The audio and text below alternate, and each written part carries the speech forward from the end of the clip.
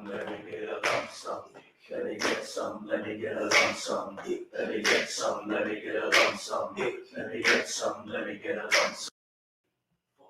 Let me get some, let me get a lump sum. Let me get some, let me get a lump sum.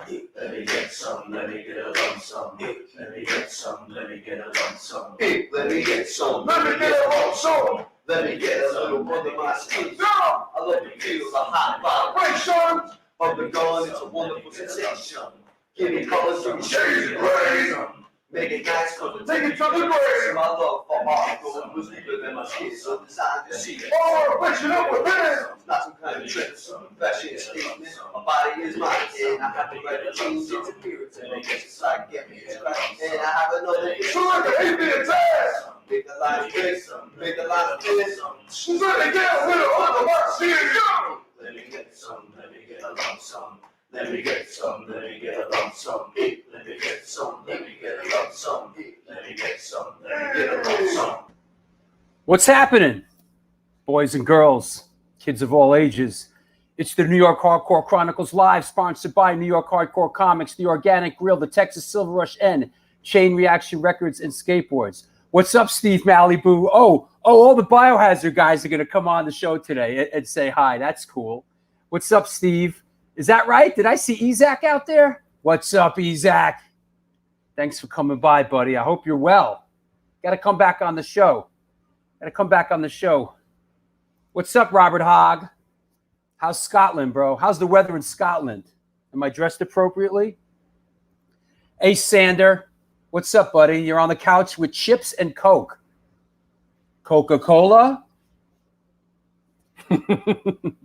Gonna be a long night. I'm on the couch with chips and Coke. Woo! What's up, Nick? How you doing, buddy? Yeah, listen, Ezak, we love you, man. You got to come back on. We miss you, man. Hi, Joanne. How are you? One of the few people that stepped up for me, Joanne. I don't forget. Oh, Michelle, what's up? How are you? How's everybody?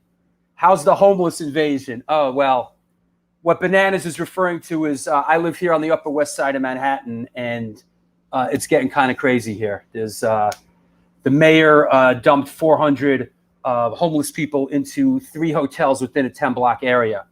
So what's happening? Hey, Laura, how are you? What's going on? We got to get your Dead Crew guys on the show. Checking in from I-10. What's up, Jonas? All right, good. Yes, this is going to be a great show. Super excited about this. In the meantime, let's mention a couple of shows coming up, just so you know. If you don't know, now you know.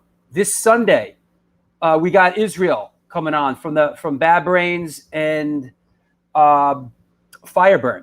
So that should be cool. Then a week from today, we got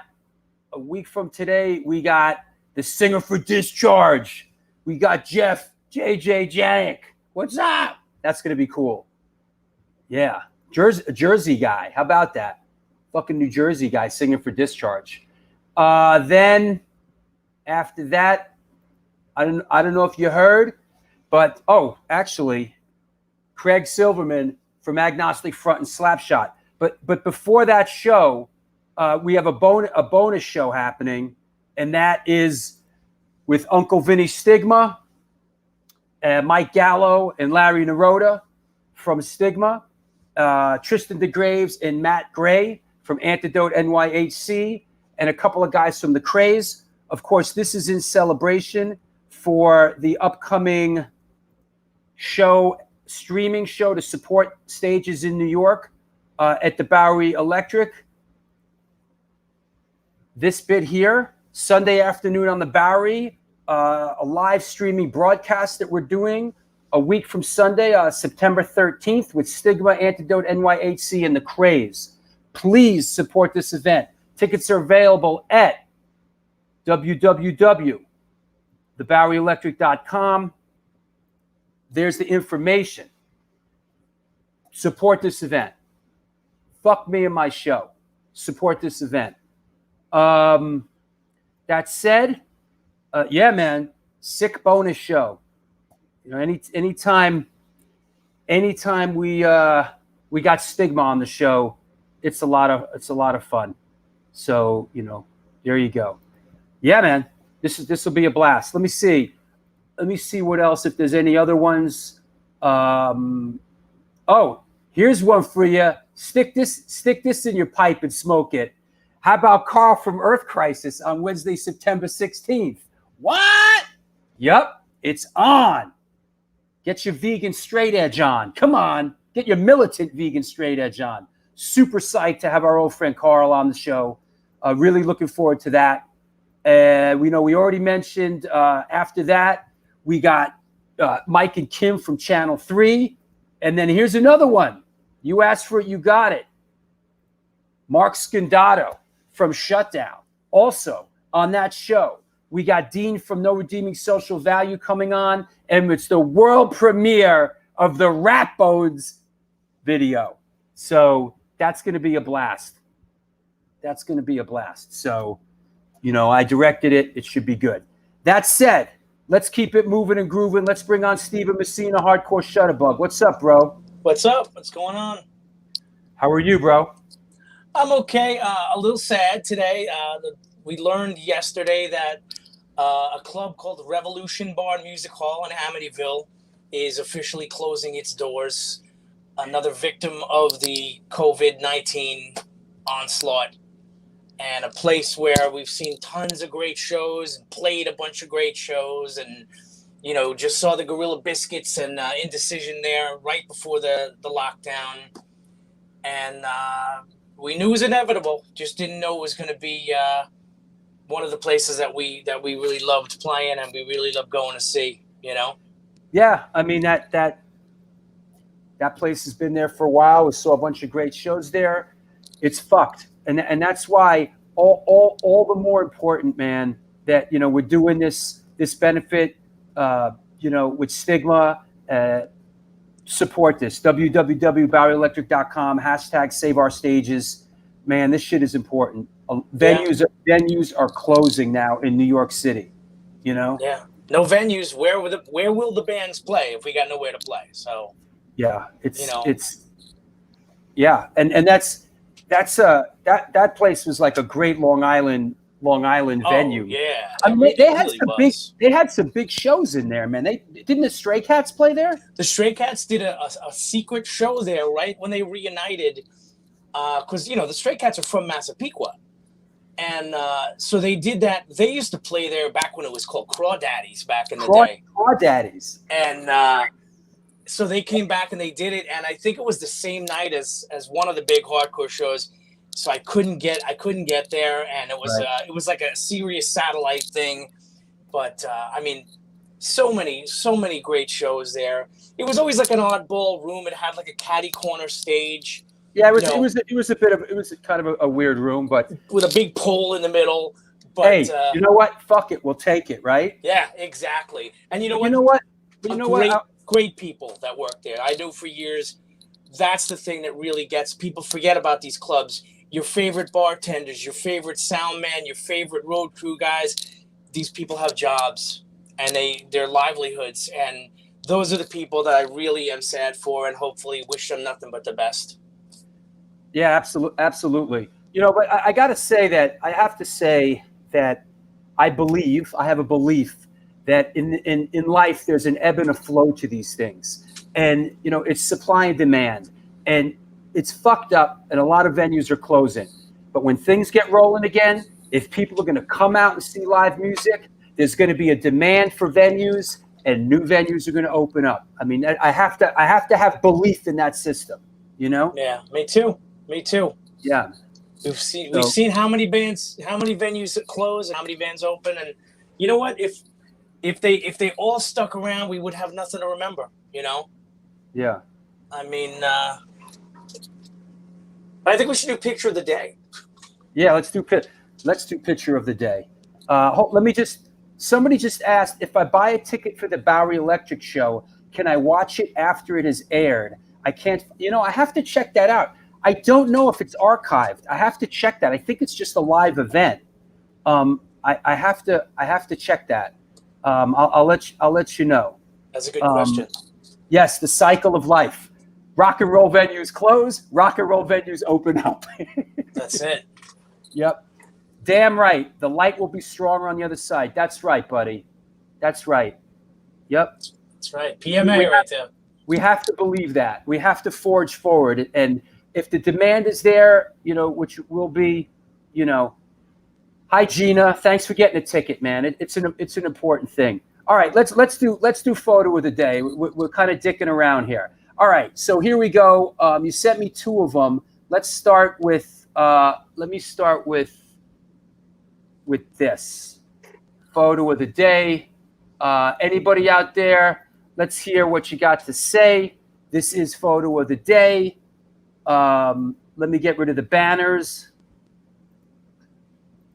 Let's see what people have to say for themselves. Well, I got a pretty good guess what this is, and it kind of ties in with our guest today, right? Yes, it does. Absolutely, it does. Yeah. Yep. Here we go. Let's see what we got here. Let's see. Here we go. Wait, hold on. Spinal Tap. No, actually, I could see that. Some people, that looks like David. Look, he does look like he looks a little like Nigel Tufnell there. Yeah, he looks like. You know what? That's true. That's funny. I don't have my glasses on. I thought it was Spinal. That's funny. That is pretty fucking funny. It goes to here 11. We go. Ramones, Joey. Oh no, Johnny. Here we go. Ramones, Johnny, Ramones. R-A-M-O-N-E-S. M-O-R-O-M-O-N-E-S, Ramones. Yeah. Johnny, Joey, and Dee Dee. Listen. Ramones 1, 2, 3, 4. Yes. Here's the other shot. Let me post the other shot. The companion that you sent to that one. Let me post that sucker. And hold on. Here we go. Here's the companion to that. That's this, right? Oh yeah, there we go. Okay, so I think we've established that this is the Ramones. I mean, I could say with a straight face, if Dee Dee's playing bass and not CJ, it's going back a little bit. I mean, it is. Yeah, right. So why don't you tell us about this photo? Well, I was actually inspired by a number of things. I was inspired by one of our viewers last week when we mentioned Lemoore Far East. Someone asked if they were about Lemoore Far East in Comac. Well, this is the Ramones at Lemoore Far East in Comac. This is right around the block from my house. This is 1988, and it's a pretty cool thing. That my fondest memory of this show is that the night before the show, a local band was playing that I was friends with, and I was helping them load in. And the loading door, the big metal door in the back of the club, came down on my back, and there was a nail in it. And the nail went into my back. And rather than cause a fuss, I mentioned to the guy, and he said, why don't you come back tomorrow? Anything you need, we'll hook you up. And I was like, cool. Those were the days when something like that happened. You could negotiate. Nowadays it's like, back then, hey, you hurt yourself? Come in and be my guest tomorrow. Well, and you know what was awesome? I walked in. He walked me up to the bartenders. He said, you see this guy? Whatever he wants. And then he said, you want a shirt? And he went and he got me a shirt. That's nice. And it was great. This is 1988. I was 88. It's in 88. 1988. The Ramones were popping in 88, man. Oh yeah, this was a great absolutely mobbed, and walked. Oh, here you go. It was Blenderhead Brian who asked about Lemoore Far East. Oh, there we go. Nice. I remember seeing the Ramones at Lemoore's in Brooklyn. I went and shot the mob. The mob opened up for them, and I shot them with my dad's VHS camera. Oh wow. Yeah. So, yeah. Do you still have that footage? I don't, but the footage but they released it in some kind of VHS thing at some point, so it's out there in some regard, Blenderhead Brian, is that a Bad Religion reference? Blenderhead? Hey, Blenderhead. I love that song. All right. Well, cool, man. Yeah, Well, this was a great one. So that's a nice tie-in with today's guest, who has such a rich history with the Ramones. You know. Oh yeah. In fact, come to think of it, isn't Motorhead Ramones on 1916? That's right. It is. Wow, the tie-ins just get tighter and tighter. There are no accidents in this life. That's right. If you believe that, you know. Absolutely. All right, cool, man. Come on. I'll bring you back on. I'll bring you back on towards the end, and we'll talk to our guest. You got it. Thanks for everything, man. See you guys. Okay. There you go. Hardcore Shutterbud Steven Messina. It's the New York Hardcore Chronicles Live, sponsored by New York Hardcore Comics, The Organic Grill, Chain Reaction Records, and the Texas Silver Rush. The Texas Silver Rush is a jewelry design firm and boutique store located in the birthplace of the Texas country music scene in Fredericksburg, Texas. They specialize in working with musicians in all music genres to create and design unique one-off pieces, as well as to style them for stage, album covers, promo photos, and social media exposure. Their client list includes Rock and Roll Hall of Famers Greg Rollet, Ringo Starr, and of course, Agnostic Front. During this current pandemic, all information and online sales are being taken at their Facebook and Instagram page, and of course, www.texassilverrush.com. Also, while we're at it, New York Hardcore Comics opened back in 2013 when lifelong friends Debo the Pro and Lee Fairley combined their collections and obsessions for comic books, punk rock, toys, statues, magic, to gather them in all things horror. The store is located at 117 Main Street in lovely Dobbs Ferry, New York. If you want to support them during this pandemic, please contact them via email at newyorkhardcorecomics@gmail.com or any social media channel. There you go. Also, while we're at it, let me just make sure everybody's cool. What's happening, Tommy? I hope you're doing well, Tommy. Nice to see you. Where's Beto? Beto's on the show? Hey, Beto. Oh, it's really happening now. Beto decided to show up. What's going on, Beto? Yes, there was a L'Amour's East on Queens Boulevard. That's right. Absolutely. This was L'Amour's Far East, it was called. You know? So there you go. That said, let me think. Got to shout out Gary Olford. Thank you for sending me the Live Fast, Die Last shirt and some merch. That was cool of him. So thank you. Thank you, Gary. I appreciate it. That's cool. What else? That's it. I think we're going to get right into it. We're going to bring on our guest. Let's bring on our guest. By the way, we got some special guests coming on today. We got Danny Schuler, a.k.a. Deluxe, and Billy Graziadei from Biohazard coming on at the top of the hour. So let's get cracking here. Let's get crack-a-lacking. Let me get these banners off, and let's bring our guest on. It's on like Chi Chong, right? Today's guest is an American musician, record producer, and engineer. He is best known for his work with the Ramones, the Talking Heads, Motorhead, the Smithereens, Peter Wolf, Mick Jagger, Baby Animals, the Dickies, Living Colour, the Misfits, and of course, from Brooklyn, New York, Biohazard. Coming at us today from San Diego, California, please welcome our old friend, Mr. Ed Stasium. Hey, buddy. Can you hear me, Drew? I can hear you, buddy. Look, they work. Yeah. I'm glad we Audio Technica came through. They were sealed in my drawer. I found them. Well, I don't hear that issue. So fantastic. Sounds good, man. Yeah. Well, thank you for having me on. I appreciate it. Thank you so much for coming on, man. A lot of people are really excited about this show today. So let's start out with how'd you grow up? How did music come into your life? Did you grow up in a musical family? How did music come into your orbit? It was always played in the house. I have to take one of these off. Wrong one. Let me take this one off. This is the first time I've used earbuds. It's a little weird for me. music was always played in the house. You know, I was a kid of the 50s and 60s. Excuse me.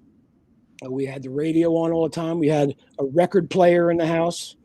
Mom and dad were listening to the hit parade, Sinatra, Louis Prima, Bing Crosby, Rosemary Clooney, all those great artists, big band stuff, Glenn Miller, Benny Goodman, and it was always being played. I have pictures of myself pantomiming to Bing Crosby, you know, with a little telephone, like a toy telephone at Christmas time, sitting on the rug when I was like 3 or 4 years old. And I remember singing along with the Christmas songs. Music was always around. Make Believe Ballroom Time, Martin Block. And there was no musical talent per se in the family, but I always loved music and it was always around. And Did you grow up in New Jersey? Yeah, Jersey it is. Yep. I'm a Jersey. Plainfield, New Jersey? Near Plainfield, home of P-Funk. Yeah. Is that right? I didn't know that. Yeah, man. Yeah. Bootsy and Bernie Worrell. Bernie's from Plainfield. I actually met those guys when I was in high school. I had a friend, Debbie Puri, who used to hang out, and they had a band. It's when I had my Stratocaster. When I first got my Strat, so I was probably a sophomore, junior in high school. She said, "Come on, meet my friends. They got a band, you know, blah blah blah blah blah." And it was Bernie, and I don't know. I remember Bernie being in the band, but you know, they were like 17, 18 years old, and went down and kind of jammed with them one time, play some James Brown songs. And the town I actually grew up in was called Greenbrook. And I went to a school, went to a Denellen High School, which is in between Plainfield, Bound Brook, Piscataway, and Watchung. You know, it's right smack dab in the middle of Jersey. Yeah, man. Did you come into the city a lot back then, or was it like? Because I know sometimes with Jersey guys and Long Island guys, sometimes you have people that just don't come into the city. You know? No, we my Nana, my mom's mother, always brought me into to see the Radio City Music Hall Easter show, Christmas show with the Rockettes, and saw movies. I would always fall asleep during. I remember falling asleep during what was that movie about Lindbergh? I've forgotten. I think I don't even remember. Yeah. The Aviator, not the Aviator. That was no. We're talking like 1959 or 1960. It was about Lindbergh, and I think it was called The Spirit of St. Louis, and Jimmy Cagney was in it. He played a Lindbergh. Looked it up. Yeah, look that shit up, man. But we used to go into Radio City all the time. It was a blast going to the city. It was just Spirit of St. Louis. Spirit of St. Louis, yeah, man, yeah. Mm-hmm. And I remember seeing "Please Don't Eat the Daisies" with Doris Day. I don't remember, but there were numerous. We used to take the bus in. We didn't take the train. Took the bus in. Can I read something? I did, you know, I do my homework for these shows, and I had a really enjoyable. I read an interview you did with what would you call it? Like an industry sort of recording sort of site, and I want to read a quote that I thought was really lays it out, and I want you to give me your take on it. This is in your words. I was fascinated with tape recorders. I'd looked them up in the encyclopedia, and I asked my parents for a tape recorder for the following Christmas. They got me a little Japanese 3-inch reel battery-powered recorder. I got interested in guitars, and it went hand in hand. I had a guitar and a tape recorder, so I could record all of my bands. I hated school. I loved music. I was the guy who would figure out all of the songs, tell everybody else what to play, and write down the lyrics. That really spoke to me, man. That's what I did, you know, and I got, the story is, I'll try to make it short because it could be involved. I think it was New Year's Eve, 1959 to 1960. And I went to a New Year's Eve party with my parents. And at the New Year's Eve party, as I mentioned earlier, we had a record player in the house, not a stereo, you know, little green Webcore metallic record player. Played, you know, all speeds, 78, 45, 33, 16 RPM, the transcription discs. Wow, I never heard of that, transcription discs. Yeah, there are these big old disc that ran at 16. They were used for a lot of dialogue. They were used for dialogue for radio shows. For Voice of America had a lot of them. You know, a lot of transcription discs on 16. I've only seen a couple of them. I never used them at home. So we only had a record player at home. So when I saw at this party, at this New Year's Eve party, there was a tape recorder, and it was playing music back. And I had never seen a tape recorder in my life. I was a kid in New Jersey, 1959. Wow. What the fuck? What is this? What is this magical device? What is this? Yeah. It's these reels spinning around, and there's music. It was an all-in-one kind of thing, you know? And it was spinning around, and the fellow who owned it, I owe this guy my career, for God's sake, but I have no idea who he was. But he was the owner. He wasn't the owner of the house. The owner, it was my dad. My dad worked for Western Electric. I get carried away with these stories. And he carpooled from Central Jersey up to, I guess it was Elizabeth or Newark, or around there on the port. Port Newark, Port Elizabeth, somewhere around there, by the Pulaski Skyway. I mean, the building is still there. They used to have a giant Western Electric neon sign that used to be above there. So it was his carpool buddies, New Year's Eve party. And they're all tipsy and shit. And this one cat had a tape recorder. Like I said, I'm fascinated with it. So I'm just watching these reels going around. I'm fascinated by this device. And the owner puts his hand on my shoulder and says, "You're interested in this?" And I said, "What's going on here?" And he kind of explained it to me. And then he took the reel off. It was about to change the reel. He had pre-recorded music on there, and he put another reel on, and he recorded my voice and played it back for me. And I was like, "Holy fuck, shit! What is this? This is magic!" And it was. It still is magic. You know. Yeah. It was magic, and so I come from working class parents. My dad, like I said, worked for Western Electric. He was in the shipping department. He drove one of those forklifts. That's what he did. And he was there for like 30 years. And my mom worked for Johnson & Johnson, a subsidiary called Ethicon. She was on the assembly line making sutures. Total blue-collar family. Great, beautiful, wonderful people. I love them. They're no longer with us, as many of my family is no longer with us. And they always saved up a little bit of cash to get me a great Christmas present. So the following year, like it said in that article, they bought me a little tape recorder, Japanese little guy, about this big. I don't remember the brand. They got me this tape recorder, and it was run by batteries, and I just ran out the batteries. And fortunately, the pharmacy was open, so my dad ran out and got a bunch more batteries so I could still mess with it. And I just started recording things. And I had been taking, at this time, I was like 10 years old, but I had been taking piano lessons. I got interested in music early when I was 6 or 7 years old. This is a cool little story. I come from coal mining heritage. Both of my mom and dad, their fathers were coal miners. As a matter of fact, my dad's father, who I never met, he was killed in a coal mining accident around 1922, 23. My dad was 12. My dad had to quit school and go and work in the coal mines at the age of 12 to support the family of seven kids. And where was I going with this? Oh, I always get lost. This deep shit. Gosh. You know what? Let me interject something here. I've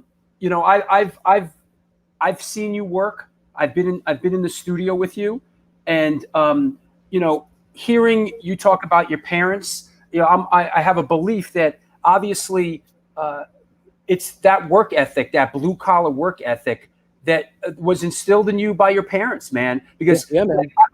I'm always in awe of guys that can sit in the studio and have that incredible amount of discipline. And you're one of those guys that could just be in this, you clock an incredible amount of hours and focus in the studio. You had that incredible work ethic, obviously handed to you from your parents. Yes. And yes. Yeah, definitely. I guess it just happened. It was in the genes. Same with me, man. Yeah. Right on. And they were very supportive of me. Unlike a lot of other parents who, music, tape recorders, what the fuck? What's this? No, you need to be a lawyer, a doctor. So going back to my coal mining heritage, Yep, there was a fellow. There was a fellow. We used to go back on weekends, see the grandparents, aunts, and uncles, and there was this fellow named Alan Carpenetti who had like a club in his house. It was a little. He built an addition to his house with no insulation. There was just wood on the outside. It was wintertime. You could see the snow on the ground through the cracks in there. And he had a coal. He had a potbelly stove, a coal burning potbelly stove to heat the place. He had a pool table in there. He had a pool table and a bar in there, and that's where everybody used to go to hang out. There was a hallway in between the actual home and the little clubhouse, the bar, the pool hall, as you may have it.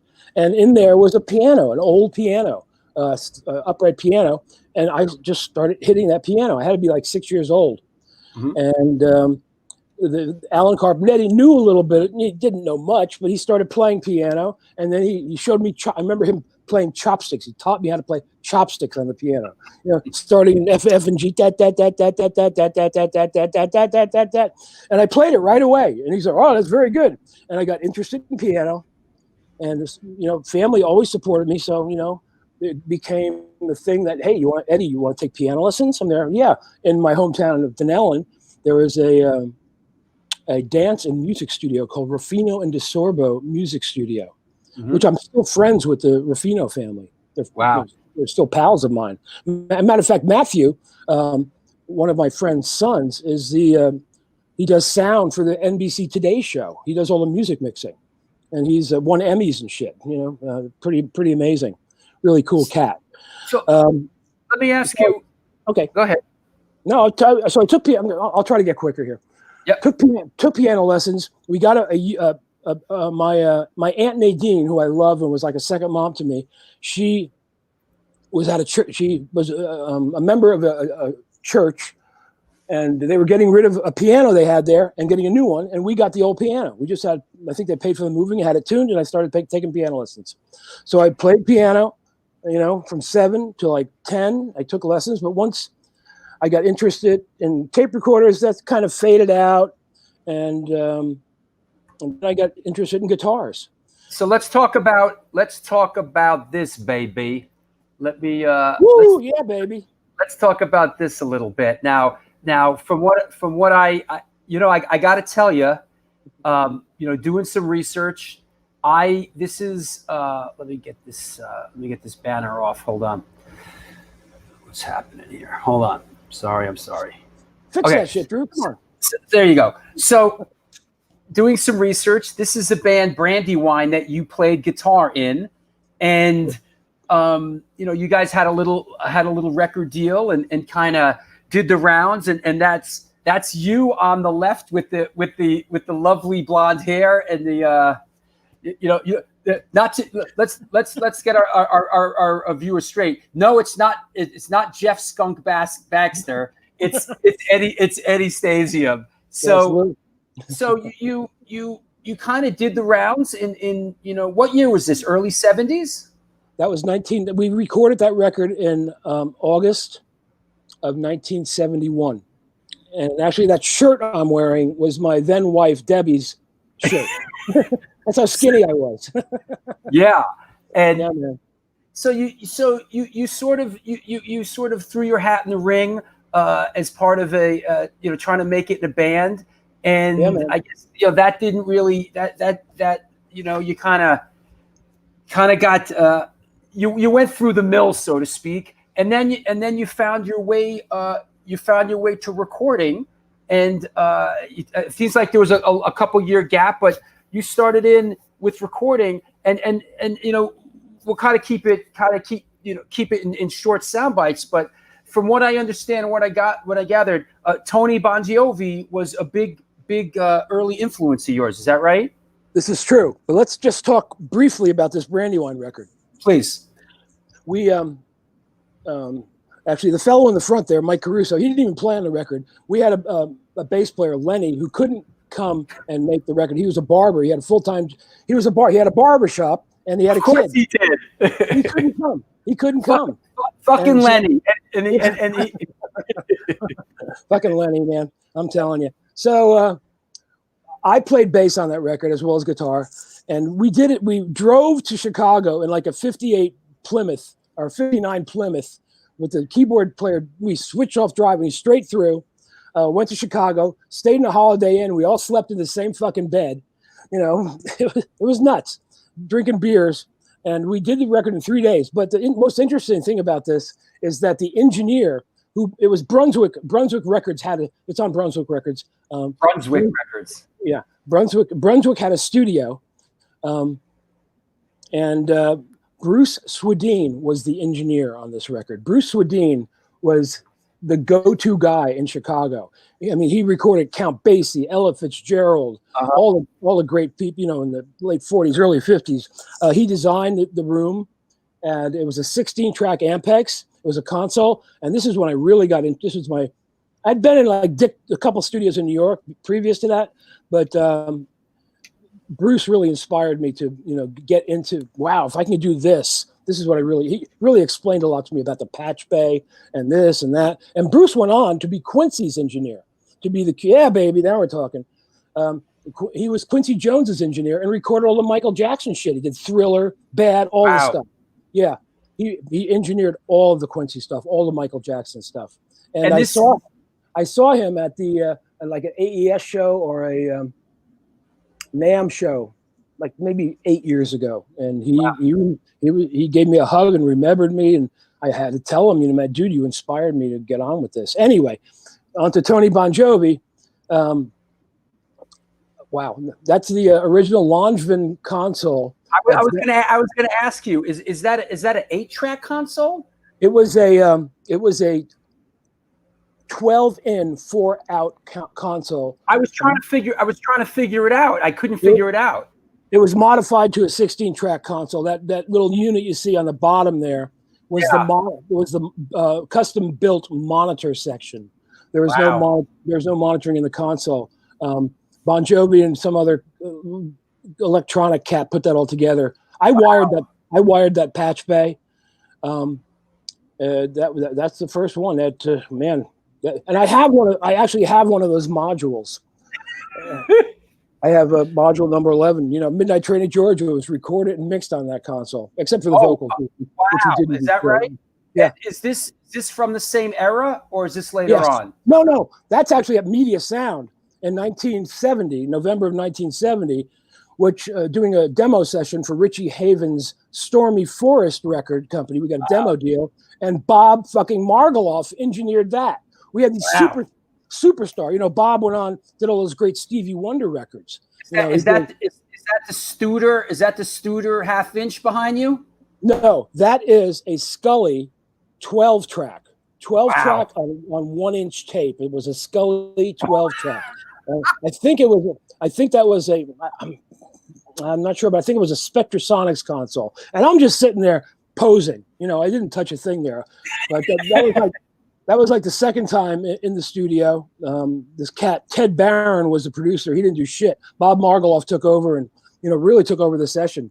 A very animated cat. And right after, at the time, his Malcolm Cecil and Bob's synthesizer, a Tonto from Tonto's Expanding Headband, they did an electronic record, was in Media Sound at that time. And that's how they hooked up with Stevie Wonder. Stevie Wonder heard that record and ended up found out where Bob lived, and like 7 o'clock one Sunday morning was banging on his front door saying, did you do this record? And ended up doing like Talking Book, Intervisions. Yeah, Intervisions, my favorite. Amazing. Did I read somewhere that to this day you still put on Intervisions to test speakers and to get levels? It's very true. I don't know where you got that, but it's very true. Yeah, I mean, you know, homework, baby. I moved around a bit. You know, I was in New York, LA, but every time I set up my stereo, you know, same here in this room. You know, I put on the vinyl of Intervisions. That's the first thing I play all the time. It's an amazing record. It sounds and Bob Margoloff engineered that demo. Hey, we're gonna listen. You and I, we could do a 6-hour show here, but we're gonna jump around a little bit. We got the Biohazard guys coming on in like 20-25 minutes, but let's jump right into the Ramones, man. Yeah, man. Okay. Because there's just so much there, and so much of our audience is just chirping away on the Ramones thing. And so from what I understand, you were engineering at the power station, and you worked on Leave Home. No, sorry. No, power station wasn't built yet. Ah, okay. I left Tony Camello's Venture Sound in 1975. Got a staff job at Le Studio Morin Heights above Montreal in Laurentian Mountains. I was up there. I came back to New York to do consultation. What was the name of that? In Le Studio? Le Studio Morin Heights. Which is where Rush recorded there. That is correct. Yeah. Go on. I'm sorry. Yeah, a lot of stuff was done there. I was there for that. One thing. Beautiful place, right? Oh. Up in Montreal. I mean, I've seen. There's that video of Rush playing. There's like a glass door, and you see the woods. I mean, it is picturesque and beautiful. Dude, the first night I moved up there. My first session, it was with some Canadian artist named Robert Charlebois, and I sat there after the session. The lights were on. It was snowing. It was beautiful. I cried. It was so fucking beautiful up there. And a Trident console, Studer tape machines, all the best equipment. Only the best. It's the best. A fellow named Andre Perry, who recorded "Give Peace a Chance" in that bedroom in Montreal, owned Le Studio Morin Heights. He's still with us. I saw him. Oh God, it's been 20 years now. Last time I saw him, Andre. But I was working at Le Studio Morin Heights. Came back to New York to do sound consultation for Geraldo Rivero's one-to-one benefit that was like broadcast on, I guess, WOR and done at the ABC studios. That sounds about right. Yeah. Alan Schwartzberg was the musical director. He had brought me down from Montreal. And who's there but Tony Bon Jovi, who I met, in 1972 at Tony Camello's place. Well, going back just quickly, Tony Camello, Tony Bon Jovi had an argument. Something went wrong. Tony Bon Jovi was out of the picture. I became the engineer there. And let me interject for those that may not know. Tony Bon Jovi. How do you pronounce it properly? Bon Jovi. Bon right? Jovi. Bon Jovi is John Bon Jovi's uncle or cousin? Cousin. Yeah. Right. Go ahead. I'm sorry. Yeah. No, it's good. Yeah. We're good. So Tony at that time said to me, we said, "Hey, Eddie, how you doing?" "Hey, me, Bob Walters and I." Bob Walters was the manager of Media Sound at that time. Oh, right. We're going to build a new studio. Why? You're living in Canada now. We told him about, why don't you come down? Why don't we move you down here? And you could become chief engineer of the studio. And I'm going to be working with a band called the Ramones, and I want you to co-produce it with me. I'm there. Sounds good. Sounds like they're going to pay me money. They're going to pay my movie expenses. I was going to move back. Right. My girlfriend Susan was pregnant at the time with my daughter, and I'm there. Yeah, let's go to the States, man. Let's do this. I moved back. Why not? And shortly after she gave birth, I'm in the studio with Tony, recording the Ramones' "Leave Home," while under the premise that we are going to build a new recording studio, which was going to be Power Station. At this time, in November of 1976, there was no building, no nothing. It was just an idea. And during this time, late 76, early 77, we started scouting out buildings and putting a team together. The team ended up to be Bon Jovi, Bob Walters, they were the owners, Ed Evans, who was the chief technical engineer, and Bobby Clearmountain and myself. We were the original team there. Oh, wow. Bob Clearmountain was in the mix, huh? Yeah. As a matter of fact, Bob Clearmountain, because of an incident with my daughter, I couldn't make the first day of recording of Leave Home, and Bobby set it up. He did the first day. He recorded a couple of the tracks. And then I came in the second day, and that second day is the first time I even heard the Ramones. I had never heard them. I had heard about them, but I'd never heard them. So my first experience listening to the Ramones was on a playback of what Bobby had done the previous day in the studio at Sundragon Studios, 16-track. So that's how I got involved with the Ramones. And you engineered Leave Home, and you engineered Rocket to Russia, which I love that record. I mean, that's a record that really spoke to me. but really sort of you really assume the producer role with Road to Ruin, right? Well, And it was a continuation of, honestly, hey, I always give Tony Bon Jovi props for getting me hooked up with the Ramones, but Tony was never there. Tommy and I made those records. Tommy and I made. I want to ask you about Tommy. And Rocket. We made those records. So when the band and everybody saw that Tony wasn't really doing anything on these records, on the next record it was the natural thing to, hey, Ed should be the producer with Tommy. Now, Tommy, for those that don't know, is really the unsung hero in the whole Ramones thing. For the uninitiated out there, just give us a quick bite on how really Tommy was really sort of the catalyst and what a big player he was in the early Ramones stuff. He was the architect. It was his concept, from the songs to the short songs to the loud guitar to the drum beat. Boom ba boom ba ba boom ba boom ba ba. Who came up with that? Tommy. Tommy came up with that. And he was a writer, and he was there for every minute of the recording and mixing. Nobody was there for every other minute. It was Tommy and I. We were there all the time doing those records, guiding the band.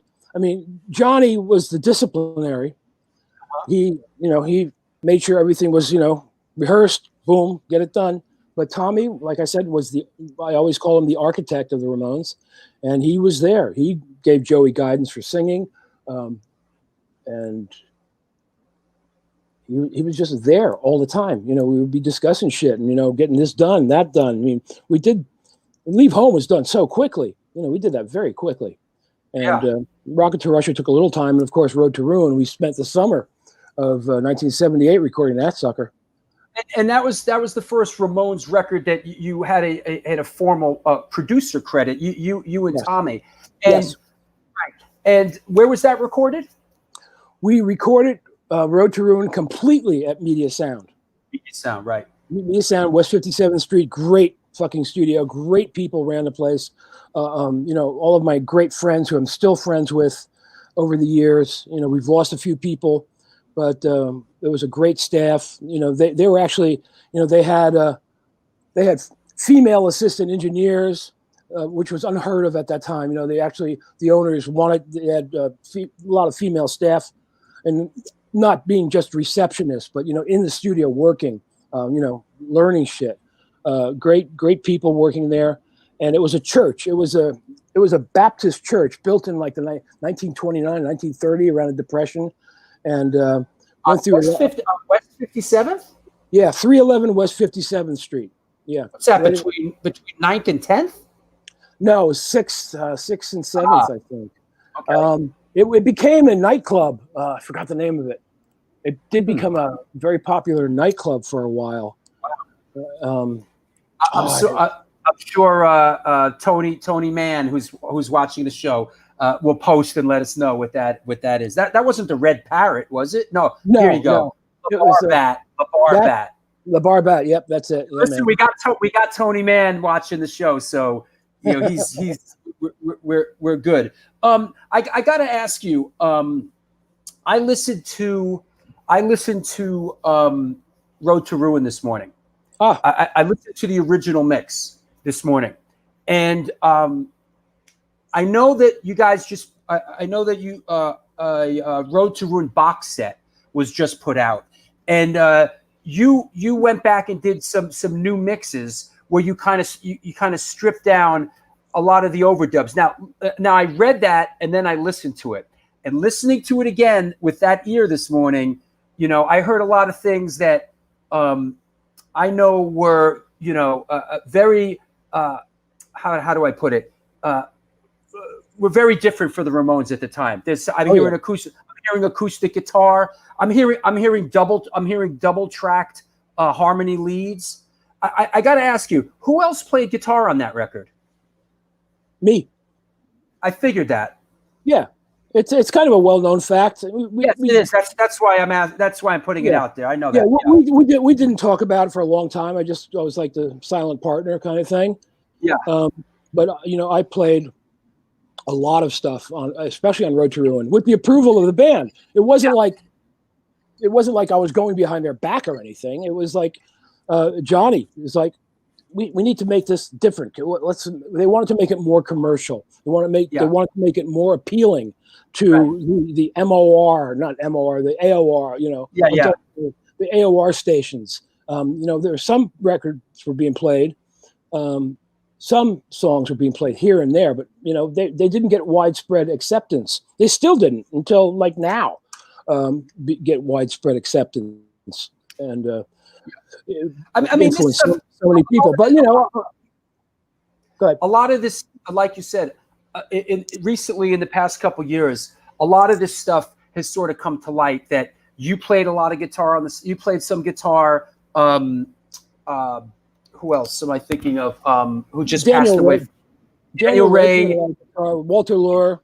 Thank you. Walter played, and but hey, it just fleshed things out. But I got to hear your new mixes, man. Tell us about what'd you do with these new mixes from Road to Ruin. We just that was 2 years ago at this point. Okay. Yeah, I'm working on right now. I'm working on End of the Century. The Phil Spector. Wait till you hear that. It's really. It's great. It's fantastic. Wow. Yeah, right. But we stripped it down, like we were saying. Like on several songs, questioningly. Needles and Pins, Don't Come Close. Tommy and I, we tried to make that as commercial as possible. I actually played bass on those songs as well. And we put, there's slide guitars on questioningly. A harmony slide, George Harrison guitars, acoustic guitars. I know Johnny Ramone wasn't playing slide guitar. Yeah, he wanted us to play stuff, and it was all Johnny approved. We were working nights. Tommy and I working at that shit. We would, I'd be in the control room.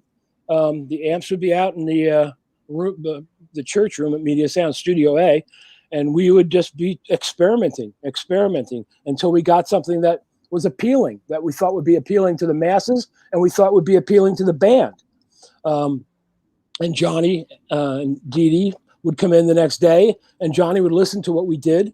And sometimes we did stuff that Johnny didn't like, and it's still on the tape. Because during that remix, I heard some stuff that we didn't even use on the record. And, he would approve all the stuff. Say, yeah, I like that. That's great. Yeah. Oh, the original drawing. Yeah, I came across this. I want to point this out because I thought this was really neat, and some of our viewers would really enjoy this. Let me just get these banners off. This is the original artwork for Road to Ruin, and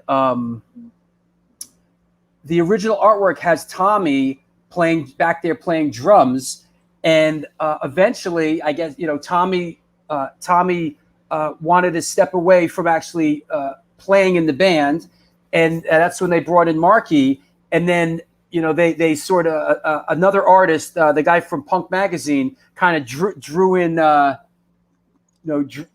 Marky. But this is the original drawing, right? That's the original concept drawing. I don't know the artist who did that, but John Holstrom, the great illustrator and co-founder of Punk Magazine with Legs McNeil, did the. I have a poster up here on the wall. Actually, he redid it with this concept in mind, but that he didn't draw it in. He redid the entire artwork. I saw that this morning.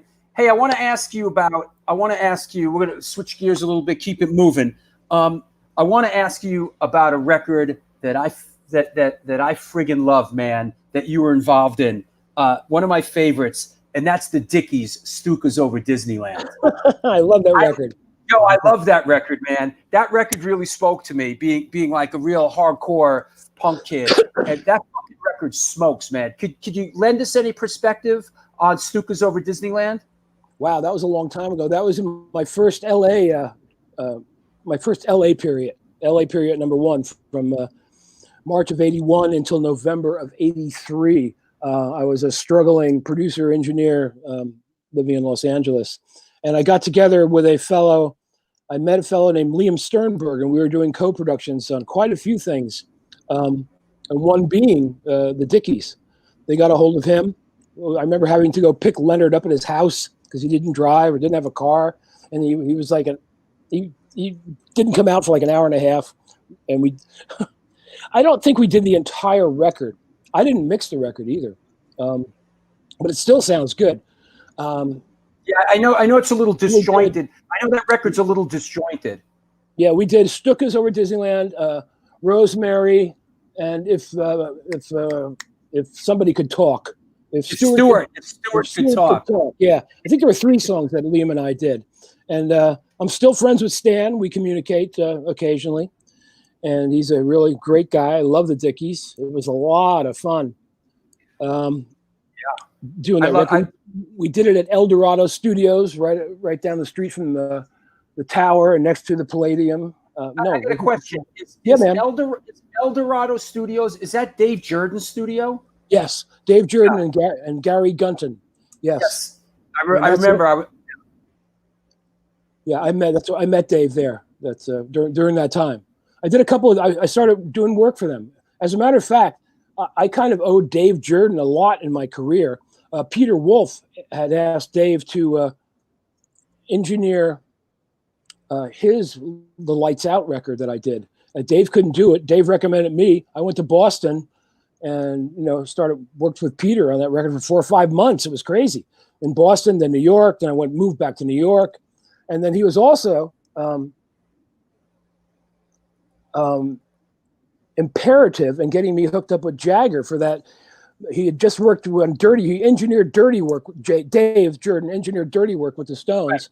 Right. And I had seen him in New York. The Stones were working at Right Track, and that became my base in New York, Right Track Studios on 48th Street.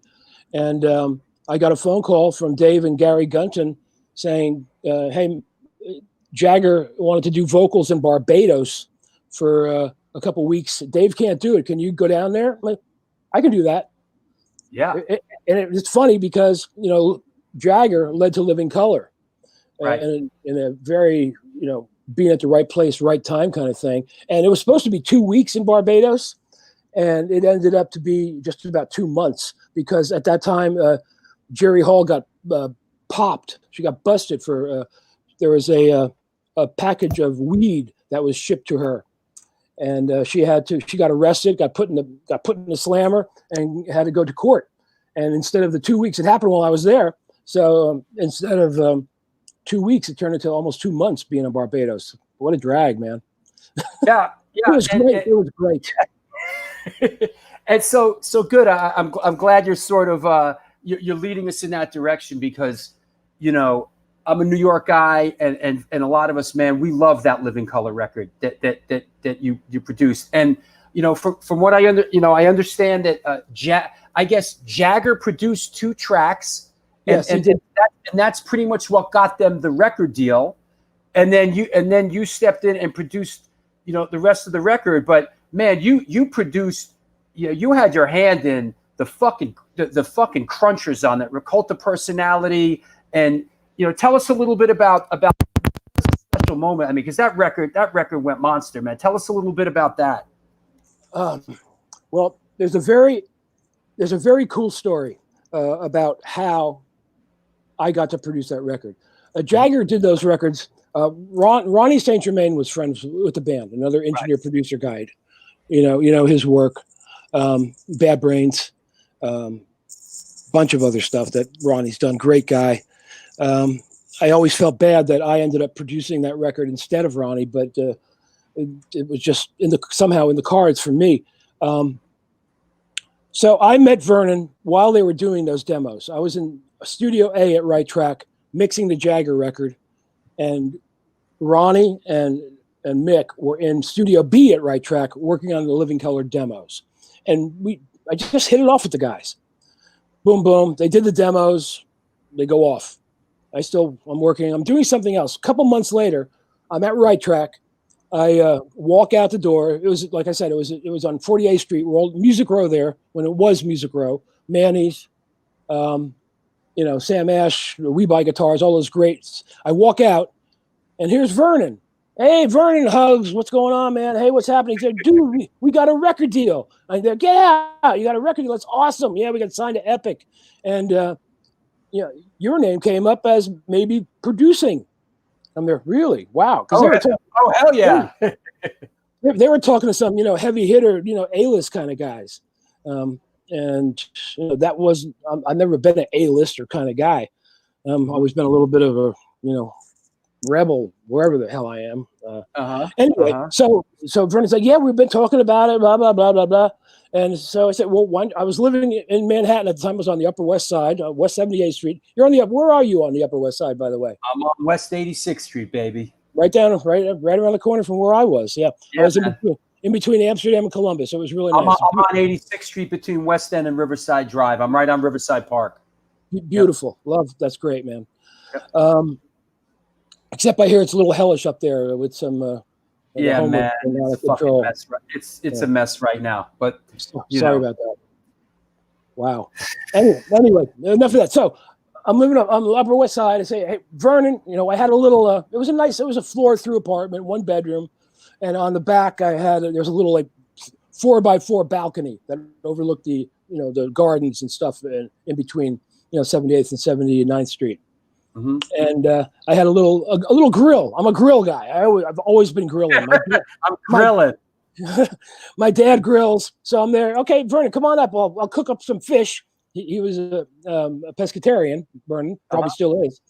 I'm sure he is. What's a pescatarian? Yeah, they don't eat any meat, but they eat fish. Pescatarian. Yeah. And come on up. This was like a Tuesday. And it's like, make it on, come by for dinner. I'll grill up some fish. We'll have dinner. We'll hang out. I'll play some records. And so that day, this is when Tower Records was up at, where is that, 62nd and Broadway, 64th and Broadway. So there's a Tower Records up there. And this is 66th and Broadway, yes. 66, yeah. See, that's where it was. And I would go there, go and see what's new, pick up some new CDs, see what's been reissued. We're talking, when was that, 1986, 87, somewhere around there. And I go to Tower Records, and I'm coming back, and I see this fellow sitting on the sidewalk selling his stuff. Selling his stuff. He had some clothes, and he had a shitload of records. Not a shitload. He probably had 50 records. And I'm a collector, as you can see. And I'm going through these records, and I pulled one record up, and oh my fucking God, holy shit, the Skull Snaps. This is a record. There was the first record I ever recorded. I read about this. Yeah, this is a great story. Yeah, it's 3 black dudes, funky dudes out of Newark, New Jersey. Great fucking band. And as a matter of fact, one song on there, "It's a New Day," has been sampled by hip hop and artists and rap artists over 500 times. The drum beat, the intro to the song. It's a crazy story. Anyway, so I said, how much do you want for the records? He said $1. So I didn't have any change. I gave that $20 for the record. I said, bless you, my God, I can't believe this. I never had a copy of this record. So I bring it home, put it in the pile that's sitting in the living room. And Vernon comes by, and we just start talking. And before we have dinner, before anything, I said, this is the craziest thing. I did this record years ago. I did it in 1972 or 73. And I never had a copy. And I reach for the record, and I pull it up, and Vernon looks at me and goes, "The Skull Snaps, I learned how to play guitar by listening to that record." And I'm there, holy shit. We just hugged, and it just was a magic moment. And I guess that sort of clinched our friendship, which lasts, it's until today. I spoke with Vernon last week on the 30th anniversary of Time's Up being released. And I think that clinched the deal. And that was it. Made the deal. That was my first really huge major production. Getting back into it, being back in New York City, and made it happen. It's an amazing, lovely record. Great guys. I love those fucking guys. Like nobody's business, all of them. And I think we made a great record together, and what they're saying and the statements that they've made are still relevant today, especially today, especially on Time's Up, which I call the Black Sergeant Pepper. And I can't express my gratitude to those guys and how proud I am working with on that record. Those records. Here's a question from our friend Joe Sanko from Outburst. We'll take some questions now and then.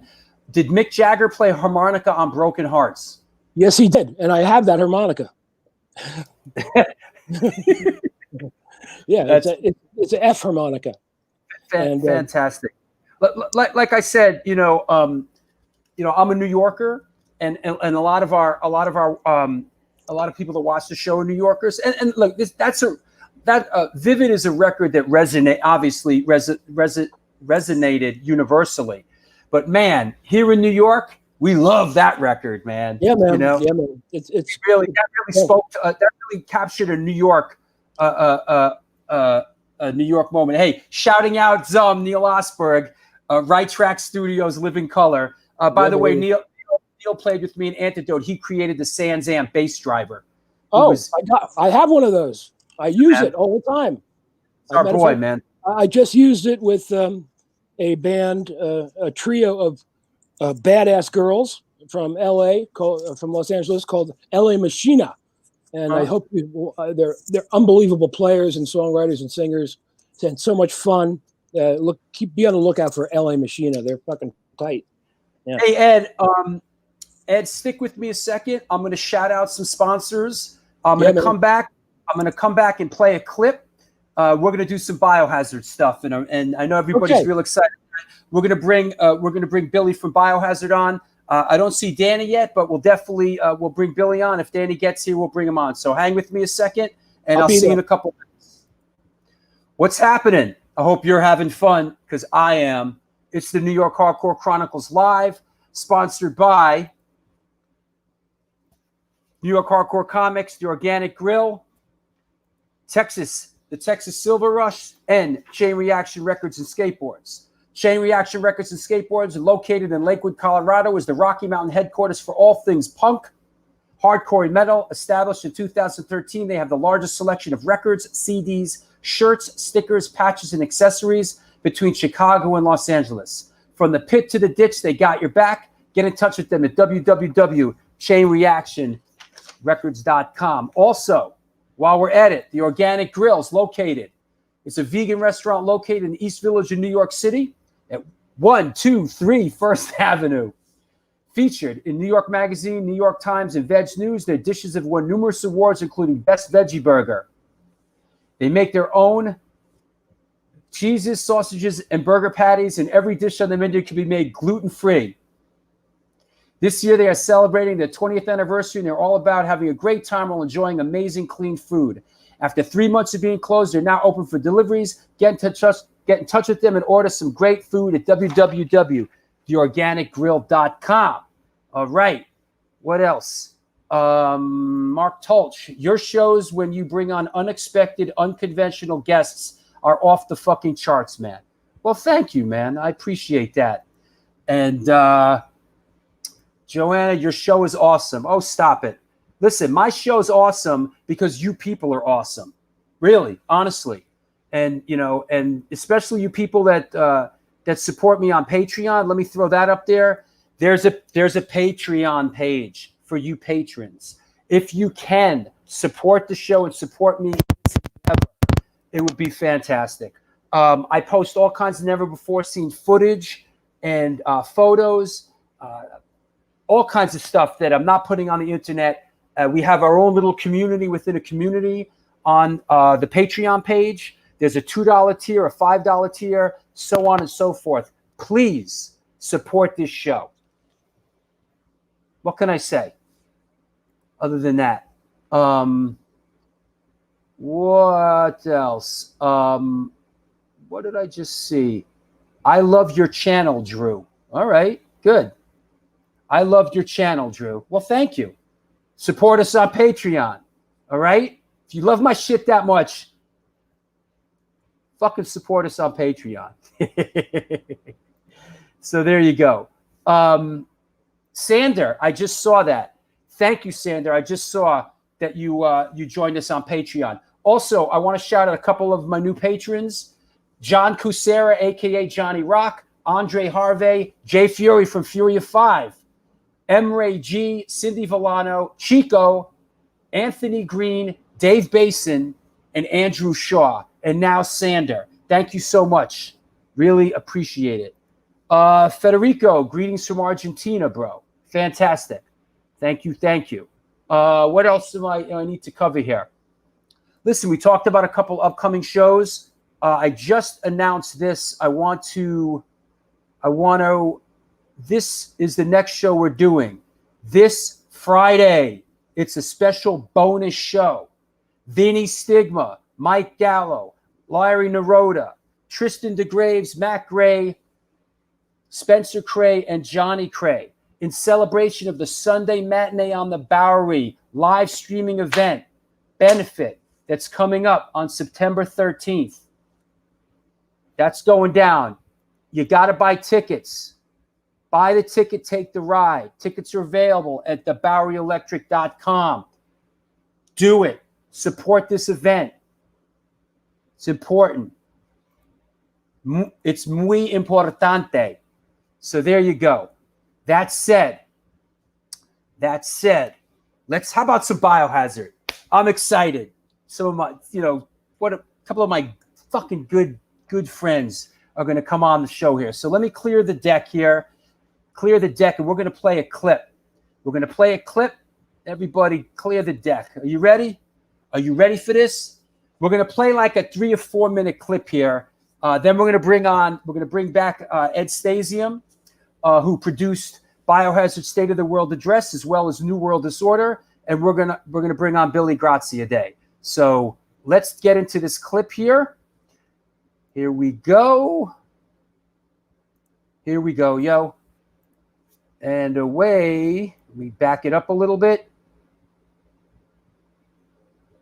Here we go. Let me get some. Well, we're getting ready to track Biohazard's new release.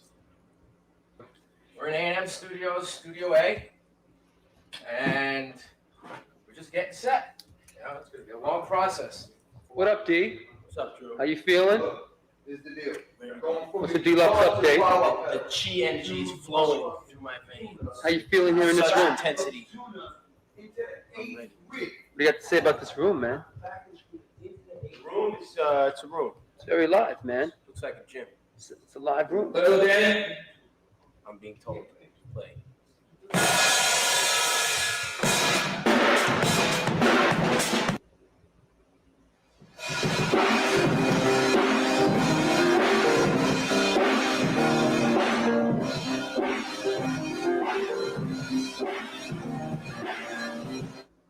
A&M Studios, man. Yeah. I think Charlie Chan designed this whole place. Charlie Chaplin, man. Oh, Chaplin. Charlie Chan. Charlie Brown. Number one son. Fucking. Yo, look at this board. Billy. Ding, ding, ding, ding. The studio tour, man. We're gonna make a great record, man. Tell him what's up. Who's the man? In our lives, man. That shit up in his Who's the man? big board. We're working with Ed Stasium here. Crazy Ed Stasium. In a room the size of a gymnasium. And we're going to be going crazy.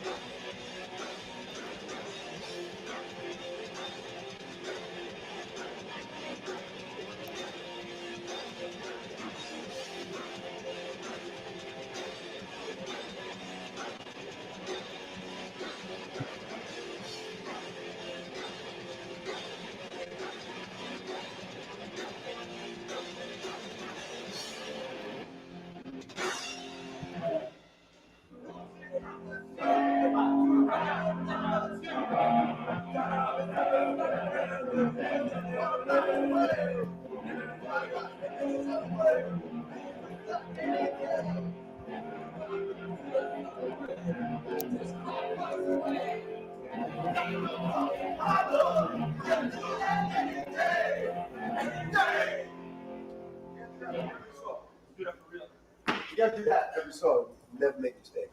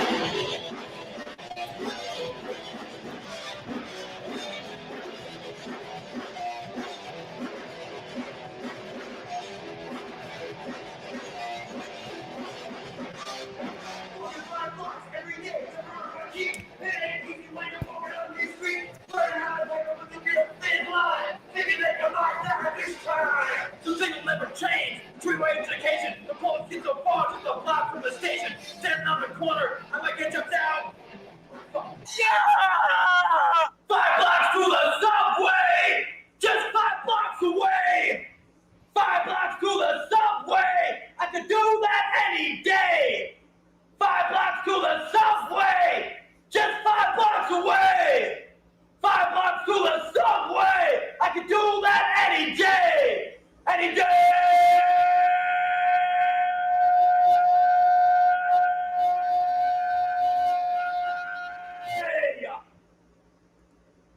Yeah. Who's feeling my biohazard footage, huh? You know, it's crazy. You know, for years, I rolled with biohazard and shot lots of stuff. So any chance I get to post some of that stuff, you know, wow. Man, great stuff. So that said, yeah, the footage is great. Someday, Billy, you're gonna let me release it, right? Let's bring on our guest, Ed Stasium. Hey, buddy. And let's bring on our friend from Biohazard, Mr. Billy Grazia Day. What? Billy!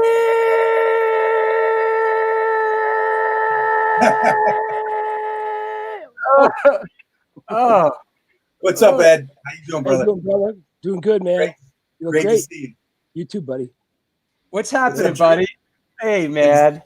Look, you put a big smile on my face, bro. It's so great to watch that clip, bro. Oh, We've got so many great memories from both you guys, the whole experience. oh, man, those were the days, man. Being in a studio, working on a record for, for a month, actually working on a record in the same room with your brothers. It was fucking killer. I miss that so much. I miss the camaraderie, being locked up in a fucking room here, mixing, doing whatever. The rare times that I get to spend with people. I mean, literally since March, I've had like 6 days in here with the band. Can I set the table for this? Let's talk about Biohazard State of the World address a little bit. Let me set the table for it. It's just from my perspective. Ed, of course, you produced it at A&M Studios in California. The pre-production was done in New York, and then we came out to California. And A&M Studios was built originally by Charlie Chaplin, and has a rich, vibrant history. And we were in Studio A, which is where they did "We Are the World," right? Yeah, man. And all that. And it was an incredibly exciting time, and I'm so honored to have been a part of being in the Biohazard camp. Then Warner Brothers hired me to do a long form video and hang out with the band. I shot hundreds and hundreds of hours of footage that we still have, but the recording process was incredible. And we stayed, Billy, you remember we stayed at the Oakwood Apartments, which was right in the neighborhood. And we basically, man, we were like bros, and we hung out every day together for at least a month. But Billy, tell us a little bit. How did Ed enter the picture? Do you remember? Yeah, I do. It was the funniest story. I remember. I don't remember how it came up. I remember Danny was a huge fan and turned me on to Living Color, and we knew the Ramones. So Living Color I liked, and I saw them with the Bad Brains in New York City with Bad Brains and Leeway. Like they had just come out with I don't even know if Cult of Personality was out yet, but I remember they went on. Make a long story short, so they were like making a lot of noise, but they started becoming huge with Cult of Personality. But then so I knew Ed a little bit from that when Danny brought him up, and then when I found out that he did all the Ramones records, I was like, "Fucking, that's amazing! It'll be great if we can work with this dude." So we organized a lunch, and we get together in Manhattan somewhere, and Ed was super cool. Right away, Danny and I felt like this guy's vibe is like perfect for us. And but the first thing Ed said was, "So, why do you want to work with me?" And we were like, "Oh, maybe he doesn't want to work with us. He's trying to feel us out as much as we're trying to feel him out." We were sold right away. But so, and I remember it was still at the stage of our career where the record labels were paying for meals. So we were just like eating as much as we could. We like, that's it, just take as much as you could. It was like the nicest place in Manhattan, Midtown somewhere. And so we ate as much as we could, but we really liked Ed. And I remember leaving the meal, and Ed didn't say yes yet. I remember that, and I remember going, Danny, we were walking our way back to the train station. We were like, I don't know, man. I'm not sure if he's down to work with us. He's super cool. What do you think? I think it was a Friday because I remember talking to Danny, and I'm like, did you hear anything? We're like, no. And I think it was a couple days that went by before we got word that Ed was in. And then, so there's a couple of days went by. We were like, fuck, what are we going to do? If this is, if he doesn't want to work with us, we've got to find somebody else. What's our plan B? Well, the plan B was, we didn't really have, we weren't a planning type of band. But we had Really? This dude, yeah. Really? So we worked with this dude before. His name was Piers. And this guy, Wharton, who worked with the Swans, he worked with Helmet. He did Thurston Moore was from Sonic Youth? Sonic Youth, yeah. And so this dude had us record a previous record we recorded in his basement. And we thought it was a cool idea until 5 p.m. every fucking day. His wife would open the door and she'd scream, Warren! Time to shut the fuck up! Who records until 5? Usually you start at 5. So that was a nightmare. We didn't want to have to deal with that. And then we knew Ed had a lot of connections in some great studios. And our dream for Danny and I, who were the technical guys of the band, it was like a perfect opportunity. So we waited and sat on our thumbs for fucking like 2 or 3 days. And then we heard from, I'm drawing a blank, from a label, our A&R guy. Who originally Tim. signed you to Warner Brothers? Tim, who passed away. Tim, he was a writer. Yeah. All right. Not Tim Summer. Tim, I forgot his name. He did. He signed Megadeth too, right? He signed Not Megadeth. sure. He signed BC Hold on, Boys. keep talking. I'll find Tim it. Carr. Go ahead. Tim Carr. Yeah, Tim Carr. Rest in Right. peace. Yeah, man. Since passed away. But he called up and he said, I got good news, guys. Ed wants to work with you. They're like, yeah! Evan didn't give a fuck. Bobby was psyched because we were psyched. Everybody loved Ed. Everybody loved what Ed has done. So we were like, what's he going to do? This is going to be great. Let's see what we can do together. So we got all our shit together, sent Ed all the songs, flew out to LA. We did I think a week of pre-production. And I remember my first big slap in the face with Ed was we were in pre-production and we were working on this song called What Makes Us Tick. And Ed said, I really like the song. I think it's great, but why don't you try just coming up with the scream at first? And we opened up the chorus.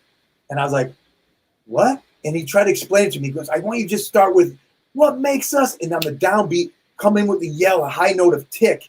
And that's the beginning of the song. It later, Bobby and I did this intro before that led up into it, but the song started with it. And I'm like, it took me a second to grasp it, but I remember that's fucking cool because it's super powerful and it worked.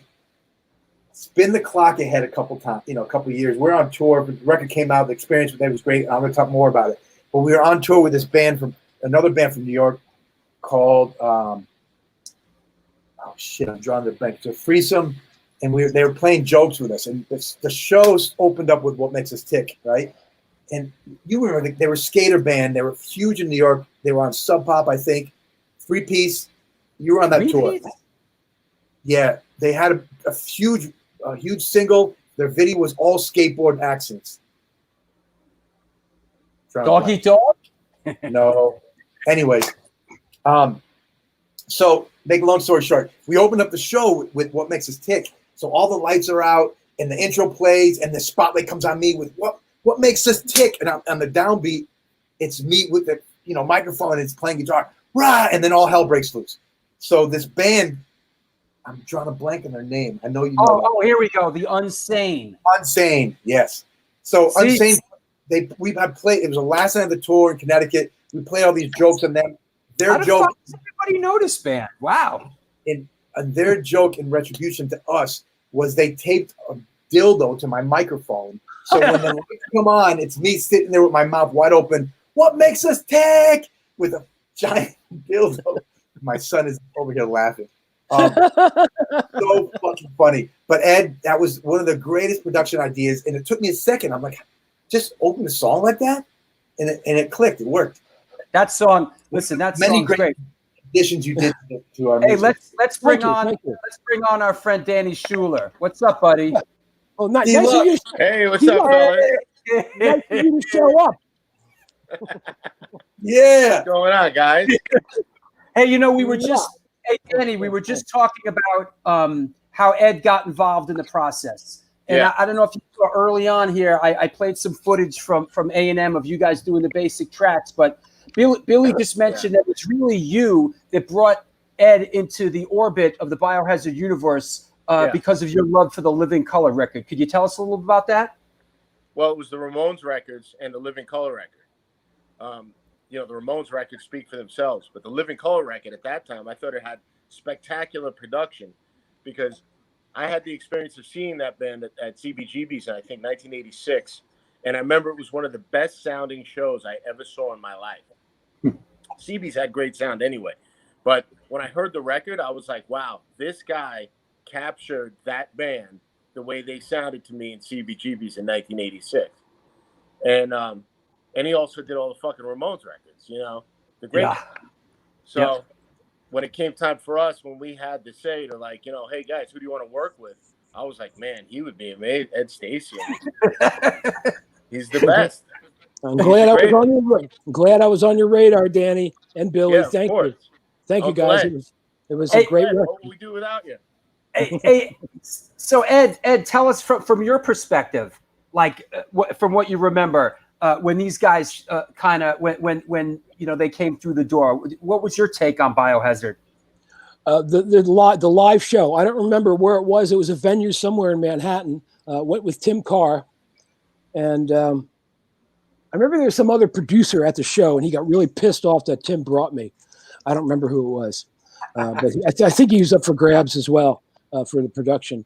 But just the power and the musicianship and the attitude and what you were talking about just floored me. And then when the whole fucking audience came up on stage, I was like, what the fuck? This is fucking awesome. This is, you know, beyond belief. And that sold me on the band. So even though you went away from that lunch meeting, dinner meeting, whatever the hell it was, meal, thinking that, gee, I wonder if Ed's going to want to work with us. I was sold the minute I saw you guys on that stage, and you know, listen to the demos. I was way sold. So I don't know what I was thinking. Maybe I was just, I don't know, but I was down from minute one. Fuck yeah. Yeah, it was a special time. Can I share a memory that I have of A&M Studios? No. And I think it was right when the Pro Tools thing started, right? And I remember that you guys would put a mix together and it would have to render it, and we would fucking it would take overnight. So until we could come back in and hear it. And I remember that couldn't have been. No, we did that. State of the World was all tape, man. There was no Pro Tools involved. As a matter of fact, remember, was that the second record? Was that State of the World Address? That might have been with Dave Jordan. It might have been on. Sorry, I think because we didn't use Pro Tools on. What was Slow Tools. Slow Tools. It was Slow Tools then. I mean, I'm down with it. Wade, when we went and did, what was? Damn, I'm thinking of all these records that we did. Uncivilization. Uncivilization. But what was this? What was the? Wait, no, not Uncivilization. No. State of the World. New World Disorder. New World Disorder. That was tape as well. Yeah, so when we went to Uncivilization, we went Pro Tools that time, didn't we? Did we? So, hey, wait, I got something about. Here's a funny story to tell everybody. When we did the second record with Ed, which was New World Disorder, we recorded in New York, and we got a chance to record actually at Right Track. Right Track, yeah, which was where they did all the Ramones stuff. It was Ward's place, and when we mixed it, we had to do a little bit of extra tracking in LA, and then we mix it in LA. But when I remember we left early to go out and hang out in LA, Ed was doing all some technical stuff and copying tapes and getting everything ready to ship out to LA. But FedEx lost the master tape of that record. Yeah, so one song. One song. Lost one song. Jesus. Yeah, lost all the 2 inches. It was no. They lost. They lost one reel. They lost one reel. Yeah. I don't remember what song. If I looked at the cover, I remember what song it was. But they lost one reel. But I had safeties made. Yeah. And we used the safety copy. It was only for one song. It was one song. I thought it was the whole record. I've been telling people 10 years, the whole record's it's a second generation copy of a record. No, it was a song that we were talking about Krakatoa in. What song is that with the Krakatoa? Krakatoa. That's the title track. That was What? New World Disorder. New World Disorder. That was the song that's the song that was lost. And you know what? 15 members on 15 guest vocals. Yeah. Hey, Ed, Ed let me ask my you. God, Ed, hey, Ed, I got a question for you, man. Yeah, this baby. has been posted a couple of times. I got to ask you here. I would like to ask on which console Ed mixed State of the World Address and what compressors did he use? Do you remember that? We mixed it on an SSL, and I used every compressor known to man. It's true. Yeah, I'm sure. You know, the SSL had built-in compressors, which basically was the same circuit as a DBX 160. But, you know, I had stacks of LA2As and Fairchilds and Uri 1176s. You know, I'd be throwing those sounds through all that shit. We had stacks of outboard gear on that for sure. It was fun. Those were the days. I miss those days, guys. I'm going to say it again. God damn it. I miss the camaraderie. It's great to see you all. One of the so many valuable lessons as far as engineering and producing. But I always pass this on to people. And every guitar player I ever work with, they ask me, okay, cool. My amp sounds great. And I said, yeah, really? They said, yeah, listen to it. We're standing in front of the amp. It sounds fucking killer. I said, cool. Let's put a microphone in, go in the other room, listens to it. And they're like, it sounds like crap. And I tell them the story. I said, I learned this trick from Ed Stasium. I said the same thing working with him for the first time. It was 1992 or whatever. We were in Los Angeles, and 94. So I stood in front of my amp, and I said, wow, it sounds fucking killer. Isn't this great? And Ed's like, yeah, it sounds great. Let's go listen to it in the room. So I go in there, I listen to it in the control room, and I'm like, it sounds like crap. Why is that? It sounds so good in the room. So Ed said, let me tell you something. He goes, we go back in the room, and he said, go put your ear, I'll play guitar. Put your ear right by the speaker and let me know what you think.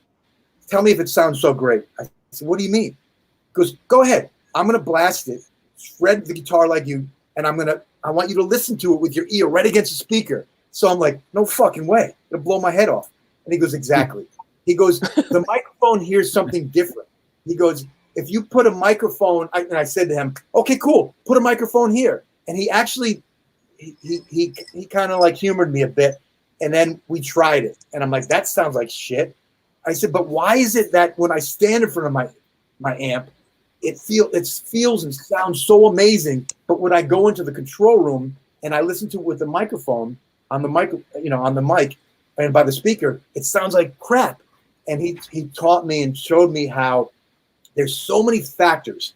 There is the stereo, and we talked about this further. I won't bore you with those details, but he said, you're listening to two microphones. You have a head that resonates the sound. You have your ears are picking up the reflections in minute differences in time from the ceiling to your ears, from the floor to your ears, from the back of the studio to your ears.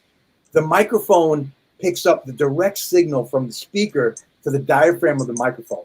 He goes, and he said that you have to dial it in for the microphone, not the way it sounds when you're standing in front of the amp. And you can interject all these other microphones to kind of emulate that feeling. But the reality is you have to play your guitar sound and tune your guitar sound for the microphone, not for the dude who's standing in front of the amp. It's a different thing on stage, but in the studio, it's a totally different thing. And that was probably the most profound and impactful lessons that I've ever learned from any other producer in my career. So Ed, thank you. Wow, you make me sound very intelligent. Damn. You're very impactful, not just on our music, but as us as individuals. Thank you. Where's Deluxe? Did Deluxe leave? He's at work. I think he'll be in and out. Okay. Hey Ed, Yeah, baby. you alluded to the fact that like those days when we were in A&M, it was a different era. It was a different time when bands would go into studios and we locked that studio. We locked Studio A and A&M out for a month, right? I mean, that was just. Tell us a little bit about like that era of recording. Like I said, I miss the camaraderie, and it's not just with the band; it's with all your buddies, all your producer, engineer buddies. When like studios like Right Track in New York or Media Sound or A&M, you'd be in there, you'd be camping out. Like we actually camped out with Biohazard, and you experience all this shit. I mean, the earthquake of '94, the Northridge earthquake happened in the middle of tracking Biohazard. Oh yeah, it did. Yeah, I have all that footage. Oh shit! Nothing happened in the room. Nothing. Everything stayed that? there. Remember that, Billy? Yeah, Billy and Danny actually helped move a friend of mine out of her place with a fucking truck and put it in storage because her place was trashed. And we were going in. It was condemned building. We're going in a fucking condemned fucking apartment building. We're red flagged, and we're like, oh shit, is this thing gonna fall down on us? It was fucked up. But wow. We camp out. You're with your bros. You have your meals together. You're working together. You're creating. You're discussing. You're having philosophy discussions. You're having discussions about the music that you love, about what's going on in the world. You're brothers. It's like summer camp. Well, it was January camp. It was midwinter camp for us. And, you'd be walking around the halls. There's like 5 studios at A&M. You walk down the hall, here's Bob Rock working on Metallica. Here's, Clear Mountain working on Bryan Adams, whatever. All your friends, people that you've known for a long time are there. You go in the Fish Lounge, you sit down, have a cup of coffee. Anybody can walk by. It was just, who's walking by? Many times I'd be just there and, who's walking by? Oh, there's Keith Richards. Fuck me. Hi, Keith. How you doing? What's going on, man? How are you? When the cat's away, the mice will play, mate. Just great shit happening like that. The camaraderie, the brotherhood, and now we're all sitting, especially with COVID, we're just all sitting in our fucking little rooms, fucking playing with yourself, really. Do you remember, hey, Billy, do you remember, or Ed, do you remember who else was in the studio while we were there? Do you remember who was next door? Billy? No. I remember everybody. The biggest, there's so many impactful things. I remember the producer who was working with, he passed away, super cool guy. I think he's English or Australian, that was working with 9 Inch Nails. Ed, do you remember him? Was that Max Norman? No. I don't know, man. I don't remember that. He was working on, I remember he had a whole back of the studio, one of the smaller rooms, the giant Moog synthesizer, all the modules, and he was working on that song. Huge hit for them. Really? Yeah. I'll look it up as you're talking. Wow. The same song. Help me. Oh shoot. Anyways. Okay, go on. Him. The Stones were in Studio A. I remember we started in Studio A and then we got moved to a Studio B because the Rolling Stones were coming in. We were like, that's fucking cool. We got kicked out of the studio. Talking about with this guy's name, his name wasn't Flood, was it? No. No, not Flood. No. Flood. How about Alan Mulder or nope. Steve Duda? No, I don't know. So then Stones, L7 was next door. I remember we got on really good. Oh my God. Playing a lot of jokes on them. Right after the earthquake, they came in and they asked us, Ed, remember they said, hey guys, can we use your back room, the back lounge, because we don't have a lounge. We need to have a meeting. I said, sure. So Ed had set up the song was called Closer. He set up a microphones that we are recording some stuff in that room, and I don't remember before, but the microphones were still wired up. So the girls were in the room And because of the earthquake, everybody was losing power and everything. It was still crazy for like 3 weeks. Uh-huh. So the girls are in there. I locked the door. Oh shit! We turned off the power to the room, and we recorded them. And the girls were like, "What if nobody can hear us? What happens if it's a real bad earthquake?" And the girls freaked out. We recorded them, and when they found out that it was a joke, they They're fucking pissed. had a shit fit. And I remember the next day, Dad, remember we came back to the studio, and they had taken like all these like male pornography photos Oh yeah. everywhere in the room. And I remember the 2-track machine, the 2-inch machine. When you press play, they had pictures of like dick that would finally spin up. I have no idea technically how they did it, but it was genius. It was It's great. Hey, They got Dan. back. Hey, Dan, Look. sorry about that. Hey, it's okay. I know you got Black to. Wi-Fi. Hey, you know what I remember? I don't know if you remember this, Danny. I remember Motley Crue was next door. Remember that? Yeah. Motley Crue was next door for a while, and we had Bob fun. Rock. Who was producing that? Bob Rock? I think so. That was a Yeah. great record, man. That was the record they did with John Corabi, the Motley Crue record. I love that record. But we had some fun with those guys. You know, those I guys just remember Tommy Lee coming in the studio and listening to our stuff while we were recording. Ed, you still Yeah. have all the Polaroids? Ed, Wow. I don't know. do you? I don't know. Where are You they? remember that? all those Polaroids on the wall. Yeah. Ed Yeah. Stasium used to take a picture of everybody who came in the studio with a Polaroid. Ah, We had a so awesome. like a giant wall of Polaroids. I wonder where the Since fuck we're in they LA, are. It was like one guy after another coming in the studio every day. He had I these great remember Polaroids. the guys, David Lee Roth came in. The guys, Orgy, before they were Orgy, came in. Seth, who eventually became Come Come My Baby, Come Come My Lady. What's that band? Come, Crazy my Town. man. Yeah. Yeah. So many people that were just up on the upcoming, you know, in LA, just would stop by. It was like the place to hang out. And Ed said it earlier. Remember Slash? I have footage of Yeah. Slash in there with us listening to the Biohazard stuff. I think it was Slash and Matt Storm listening to the Biohazard stuff. And then we went to Crazy Girls with Slash. Right. Yo, that was the other thing I was going to bring up. Is the thing about A&M is they had a great strip club across the street. They had Crazy Girls right across the street. That was fun.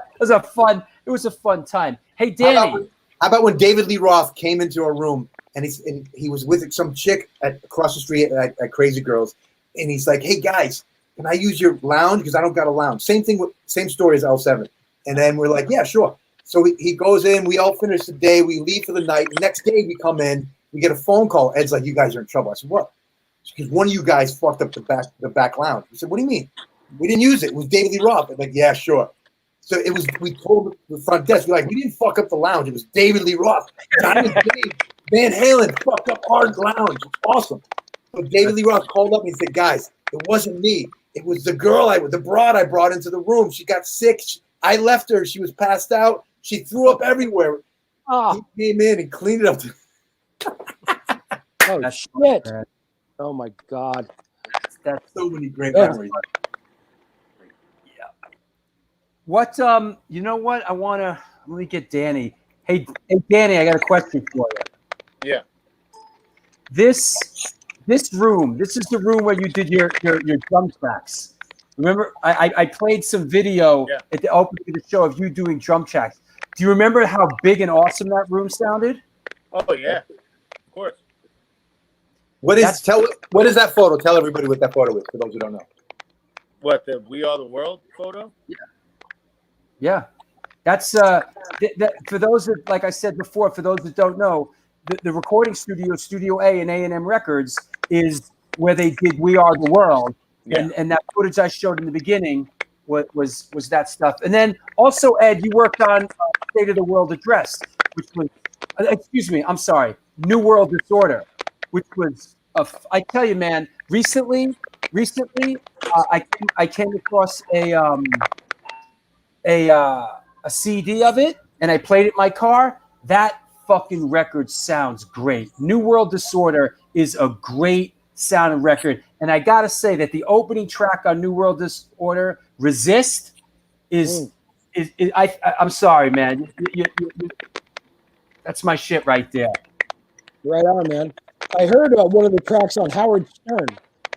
Somebody's clicking. There's some clicking going on. It's Danny. I'm clicking. Yeah, see, I mute him. Look at that. You're muted until you got to talk, all right? He's a clicker. Clicker. Fucking clicker. Switchback. I was listening to the Stern. I have Sirius XM in the car. I don't really listen at home, but when I'm out and about, which is very rarely, a couple months ago, man, I'm there. Wow, this sounds familiar. What the fuck's this? And it was like sounded fucking killer, and like, oh shit, I did that. This is fucking Biohazard. I think I texted Billy to let him know. It was great. Stern played it like as one of those things in between, before a commercial or something, or coming back from a commercial. It was great. Sounded really fucking good. That record's great, Billy, man. I listened to it recently. I mean, I was around for that one too, and it just sonically, man, that record is just is absolutely incredible. Hey, Ed, just as we're kind of heading down the home stretch, but I want to ask you, Billy's here as well. He could come along for the ride, but another just real quick, you produced the Smithereens, and that was another fucking monster record here in New York. Maybe a little soundbite on that sort of breakthrough Smithereens record. Yeah, I guess A Girl Like You. That was just it was a great lick, great song. Pat Denizio, fantastic songwriter, great vocalist, and that's another one. They're my brothers, man. I'm still in touch with them. Unfortunately, Pat passed away a few years ago, but it was another one of those. I did 2 records with them, and it was, makes me sad to think that those days of making records in studios and hanging out with the band and having that camaraderie. I know I bring that word up a lot, but I really fucking miss that, man. And it's a Girl Like different You, different world.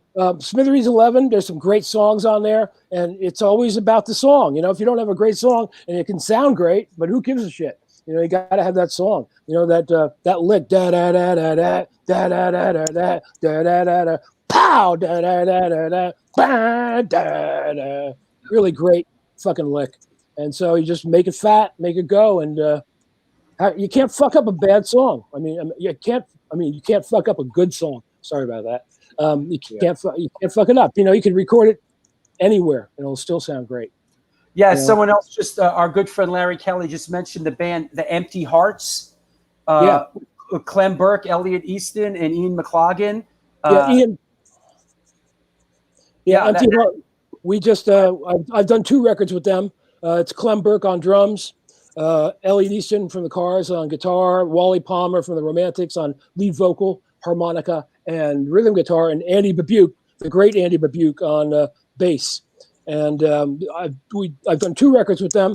The newest record, the second album, just was released on Friday, just 4 days ago. It just came out on Little Steven's record label. What the hell's the name of it? Wicked Cool Records. I love working with those guys, and that is one of the few records. I did 2 records with them, and we don't hang out that much, but we met during the tracking, and most of that stuff that we track with stays on the record. We keep all the stuff. It's all live. We're all in the same room together. The ambience is flying around, and the camaraderie is there. Good times. That's for sure. Good. Yeah, they're great guys, and it's a really good record. Check it out. The Empty Hearts. Yeah, man. Hey, Danny, Billy, thank you for coming by. Any recollections that anything that really resonates all these years later? And Billy, when are you gonna let me release some of that great fucking Biohazard footage, man? People fucking want to see that shit, man. Stop being a weirdo, bro, and let me release some of the stuff. Dude, it's so great to see that stuff. It really is. Yeah. And anything. Not me, it's Bobby. I'm sorry. Go ahead. Not me, it's Bobby. Blame it on the guy who's not here. Yeah. So- Danny, great- Billy, go ahead. Anything that resonates as we head out the door from working with Ed? Well, Yeah. Ed, it was just my experience, my professional experience as a musician was, it was a highlight for me, was working with Ed always. It was always such an amazing energy when he was there, and just the best guy ever. Best, a great friend, the best engineer in the world, and an incredible producer who became such an integral part of the band. Those records that we did with Ed, whether you love him or you hate him, they never would have been what they were if it wasn't for having Ed there and as a part of the band. So I'm very grateful to have been able to work with Ed and know Ed, and it's great to see you, man. Miss you. Cool. Billy? Thank you, Danny. I think Danny hit it on the head. Ed was a pivotal player in helping us reach a whole new world of people. And he helped us deliver and was the vessel for us to help communicate the ideas that we had inside of us on a whole new level. And kind of really stepped it up as far as the quality of our music, how we delivered our message. And it's a huge growth from Urban Discipline, which is our second record, to State of the World Address, our third record. And that is all on Ed. He helped us bridge a lot of gaps, helped us stay focused on a record. He mentioned that earlier. And I look at it like, and it's very hard to get that vibe anymore, but it's like a bunch of ants in an ant farm. Everybody has their job and everybody's doing their part to make the ant farm as big and as powerful as possible. And everybody did it. Ed structured it. He was there from morning till night. And I remember half of us would record in the mornings and the other half would record at night. And Ed, he accommodated all of our schedules because we were on a tight schedule. So we'd start 9 in the morning and Ed would be there. Sometimes we'd leave for a couple hours. Ed would stay there and do some work. We'd come back at night. We'd go to a show, see a band. We'd come back at 11 o'clock at night and record until early in the morning, 2, 3 in the morning sometime. And Ed was always there. Any kind of strife in the band, he smoothed everything over. There was so much tension, which is a necessary thing, I think, to make some of the greatest art in the world. But Ed was able to keep everything together and positive without and solve everybody's issues without sacrificing the art, the creative energy, and keeping us together as a band. So kudos Thank to you, Ed. Billy. Thank you, man. Thanks, man. I remember a couple fist fights out in the studio. It was Biohazard, of course. I remember setting my hands on fire with it. With the alcohol, and you really fucked up. You burned yourself. Holy shit! I think that's on video somewhere. I turned around. I have that footage. I turned around and Ed and Danny are standing side by side looking at me like they knew what was going to happen, and they sat there like this. I was like, you knew this was going to happen. I'm sitting there, I blistered all over my hands. It was a horrible experience, but it made a great video. Yeah. Blue flame. You said that. Flame. Don't use the tape cleaner. It's a different kind of flame. You won't see it. Hey, listen. Hey, Danny and Billy, I want to thank you so much for stopping by, man. Thanks for having us. Yeah. Great to see you guys. Great to see you, Danny and Billy. Love you guys. Love you too, a lot of great memories. A lot of great music we did together. It'll be here forever. Ain't going nowhere. It's still there. Going into people's minds and ears and influencing people for eternity. What can I tell you? It's there. Absolutely. Yeah, I'll talk to you later, Danny and Billy. Take care. Thanks, guys. Take care. Right. Wow, that was cool, huh? I love them. Love those guys. Thanks for bringing them on here. It's great to be on your show. This is great. Yeah, love it. Yeah, we have a great audience around the world, and so I want to say we got a couple minutes left. If anybody out there has any questions for Ed, please post it up, and let's anything. I got a question for you, Ed. Yeah, baby. Here you go. Big respect for all you guys from Zagreb, Belgrade, old school hardcore crew. So you know, we got our around the world, Man. Hey, what's this? What do we got? Steve Malibu. Yeah, man, we love you, Steve. Drew, you do so much great stuff for the community. Well, listen, everybody does great. We're all part of this together. It's not just me. But hey, question I have. Yeah, here you go. This is good. I wasn't even going to ask this, but I forgot. So let's talk about the Motorhead 1916 record.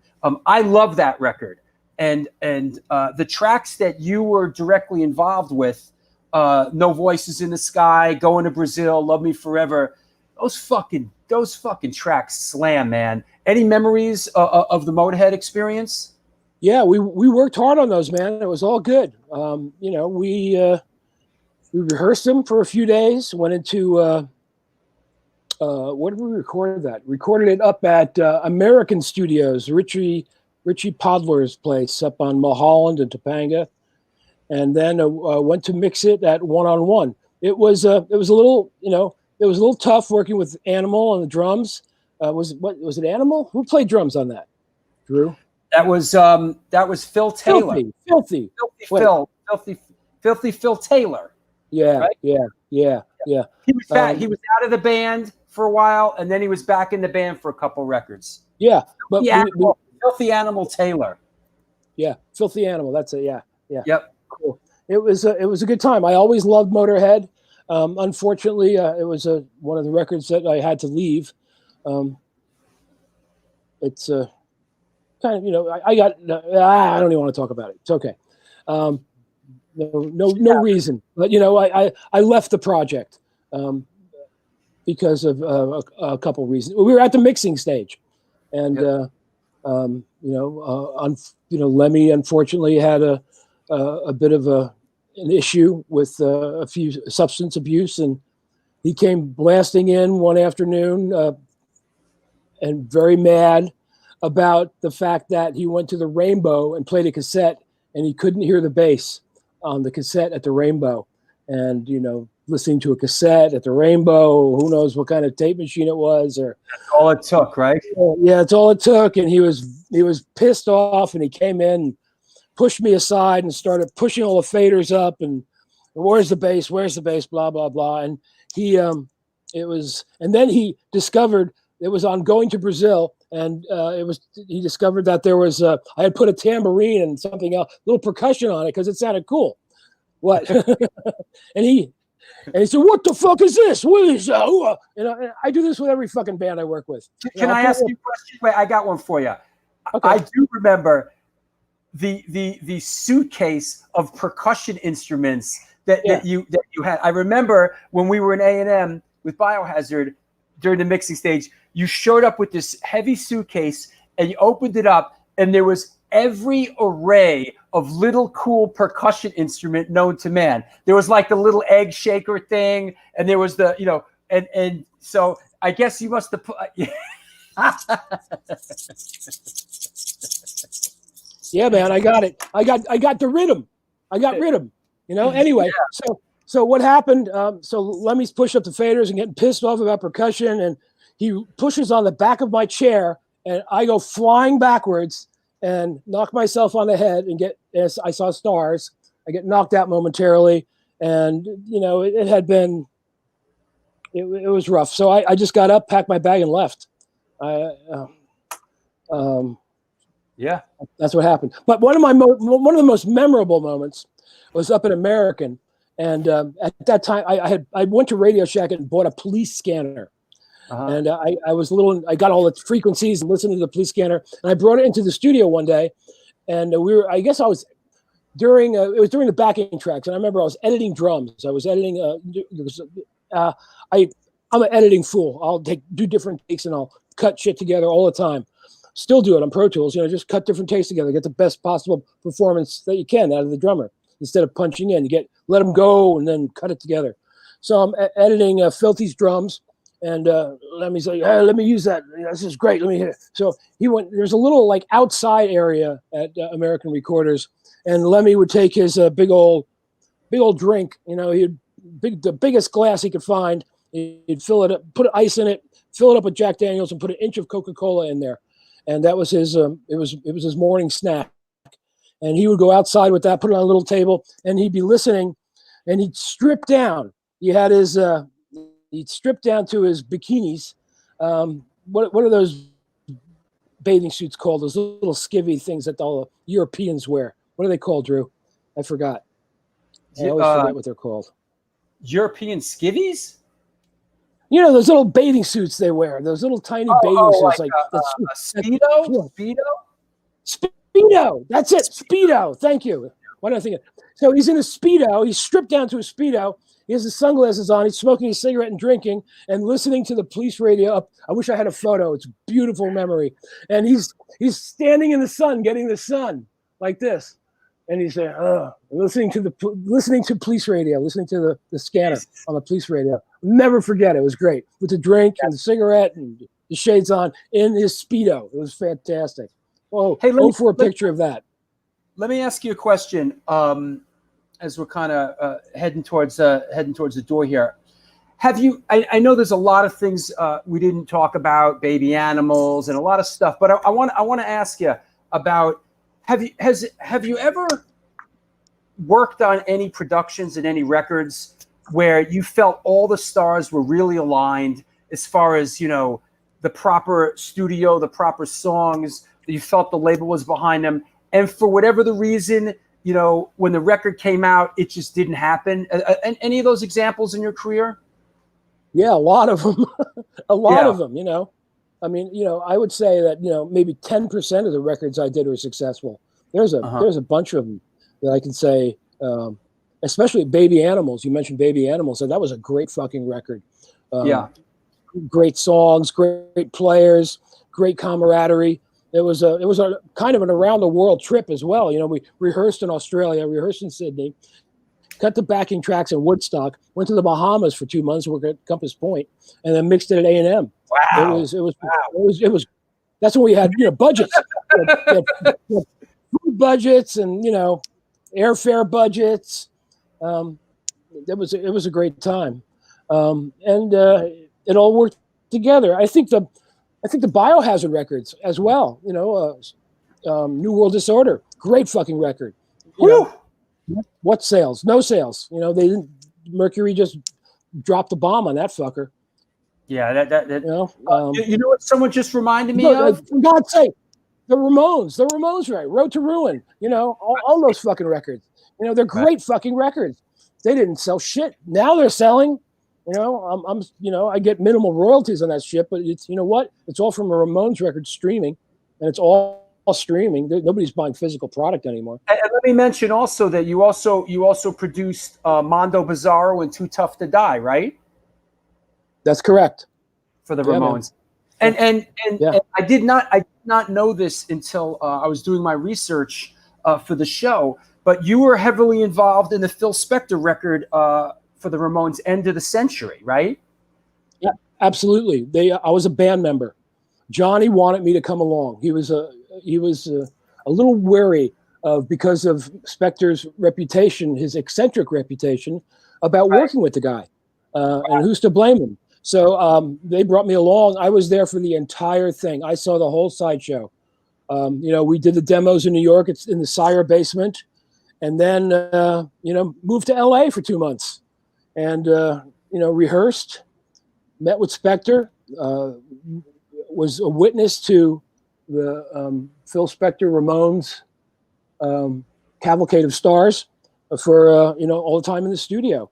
I'm right in the middle of writing the liner notes. We're doing the 40th anniversary box set, which has been postponed for a while. We've done new mixes, which sound fantastic, and yeah, it's great. The songs are great, and you know, Phil used to listen to things over and over, dozens and dozens of times, make us do multiple takes, and then in the control room be listening and listening. And you know, I've come to the conclusion that, you know, he was really, I didn't know what he was. Nobody knew what he was listening for at the time, but now that I listen to these tracks, there are really they're amazing tracks. They're the best. It's the best recording that Ramones ever did. It really is, as far as performance. These tracks are so tight. You can't fit, you know, Joe Strummer said, he can't fit a piece of cigarette paper between the beats. It's amazing. The tracks are so great. And yeah, man, I was there for every minute of the recording and dinner with Phil every night, and saw it all go down. And it's a great record. It really is. And Phil's mix is what it is. And with the help of Rick Rubin, who is Johnny's friend, it's sounding, the mixes are sounding way more like a Ramones record than the Spectre version. Granted, there's something great about that. There's something really magical about that record, but this is a different mix. It's more in your face. It's stripped down. There's no, the reverb isn't there. The wash isn't there. It's stripped down. Johnny's guitar is way up front. The vocals are great. I was able to, one great thing that Phil did was record like at least 3 tracks of vocals on each one. So I was able to make vocal comps of Joey's vocal. So we have perfect vocals. Yeah. And the drums, you don't have to touch anything. The drums sound great. And it's funny because the drums were only recorded on 4 tracks. At that time on Road to Ruin, I used 10 tracks to record the drums. 2 room mics, mic'd every drum. Larry, I didn't engineer, mind you. I did not engineer Road to Ruin. Larry Levine was the engineer, Phil's longtime engineer. Larry Levine, who was a Grammy winner for Best Engineer Recording in like '66 for Herb Alpert and the Tijuana Brass's "A Taste of Honey." And his legend would have it, Phil used to abuse that guy, right? Oh yeah, yes. He used to, from what I've read and what I've heard, Phil Spector used to verbally berate Larry. Yeah, Well, he just used to stomp and swear, not necessarily at Larry, just into the air. What can I tell you? But Larry engineered it, and it's 4 tracks of drums. Kick drum, snare drum, and 2 overheads. No mics on the tom toms, and that's what It was a bit of it was challenging to get the drums to sound, give it a little more kick, but we got it going. Hey, great. Let me just shout out Charlie Crespo. Hey, Charlie. Hey, Charlie, thanks for tuning in, man. And I love the piece you wrote about Walter Lur, bro. I know you were close friends with him, and that was a great piece that you wrote about our friend Walter. Also, Sean says, really good show as always. New York Hardcore Chronicles has been one of my favorite things to do during these damn COVID times. Yeah, man. Me too. Yeah, baby. You and me both. You know what I want? You know what's a record? Someone reminded me. It totally fucking slipped my mind. Is the Junkyard record you did? Oh, that's a good record, man. There's another record we spent a lot of time on. Yo, can I tell you? I loved that record. I loved that band. They were like the West Coast Circus of Power. For those that may not know, Junkyard had Brian Baker from Minor Threat on guitar. Tell us a little bit about the working on that record. That was done in Hollywood, right? We actually we tracked that record and did overdubs in Sausalito. Oh. Oh my God, what was the name of the studio? Studio D. Great Trident console, big old fucking room. Stayed at hotels, hung out. The record company come up and buy us dinner. Mio Vukovic was working at Geffen, a good guy, great guy, and he signed that band, and I worked on that band. Then we mixed it in North Hollywood at One on One. It was one of the records I was there was a series of 3 records that I mixed there. This is funny. It was the Junkyard record, the Pursuit of Happiness record, and a Marshall Crenshaw record that I worked on over a period of maybe 5 or 6 months. And I mixed them all at One on One. And Metallica were doing the Black Album at the time at One on One. They were tracking there.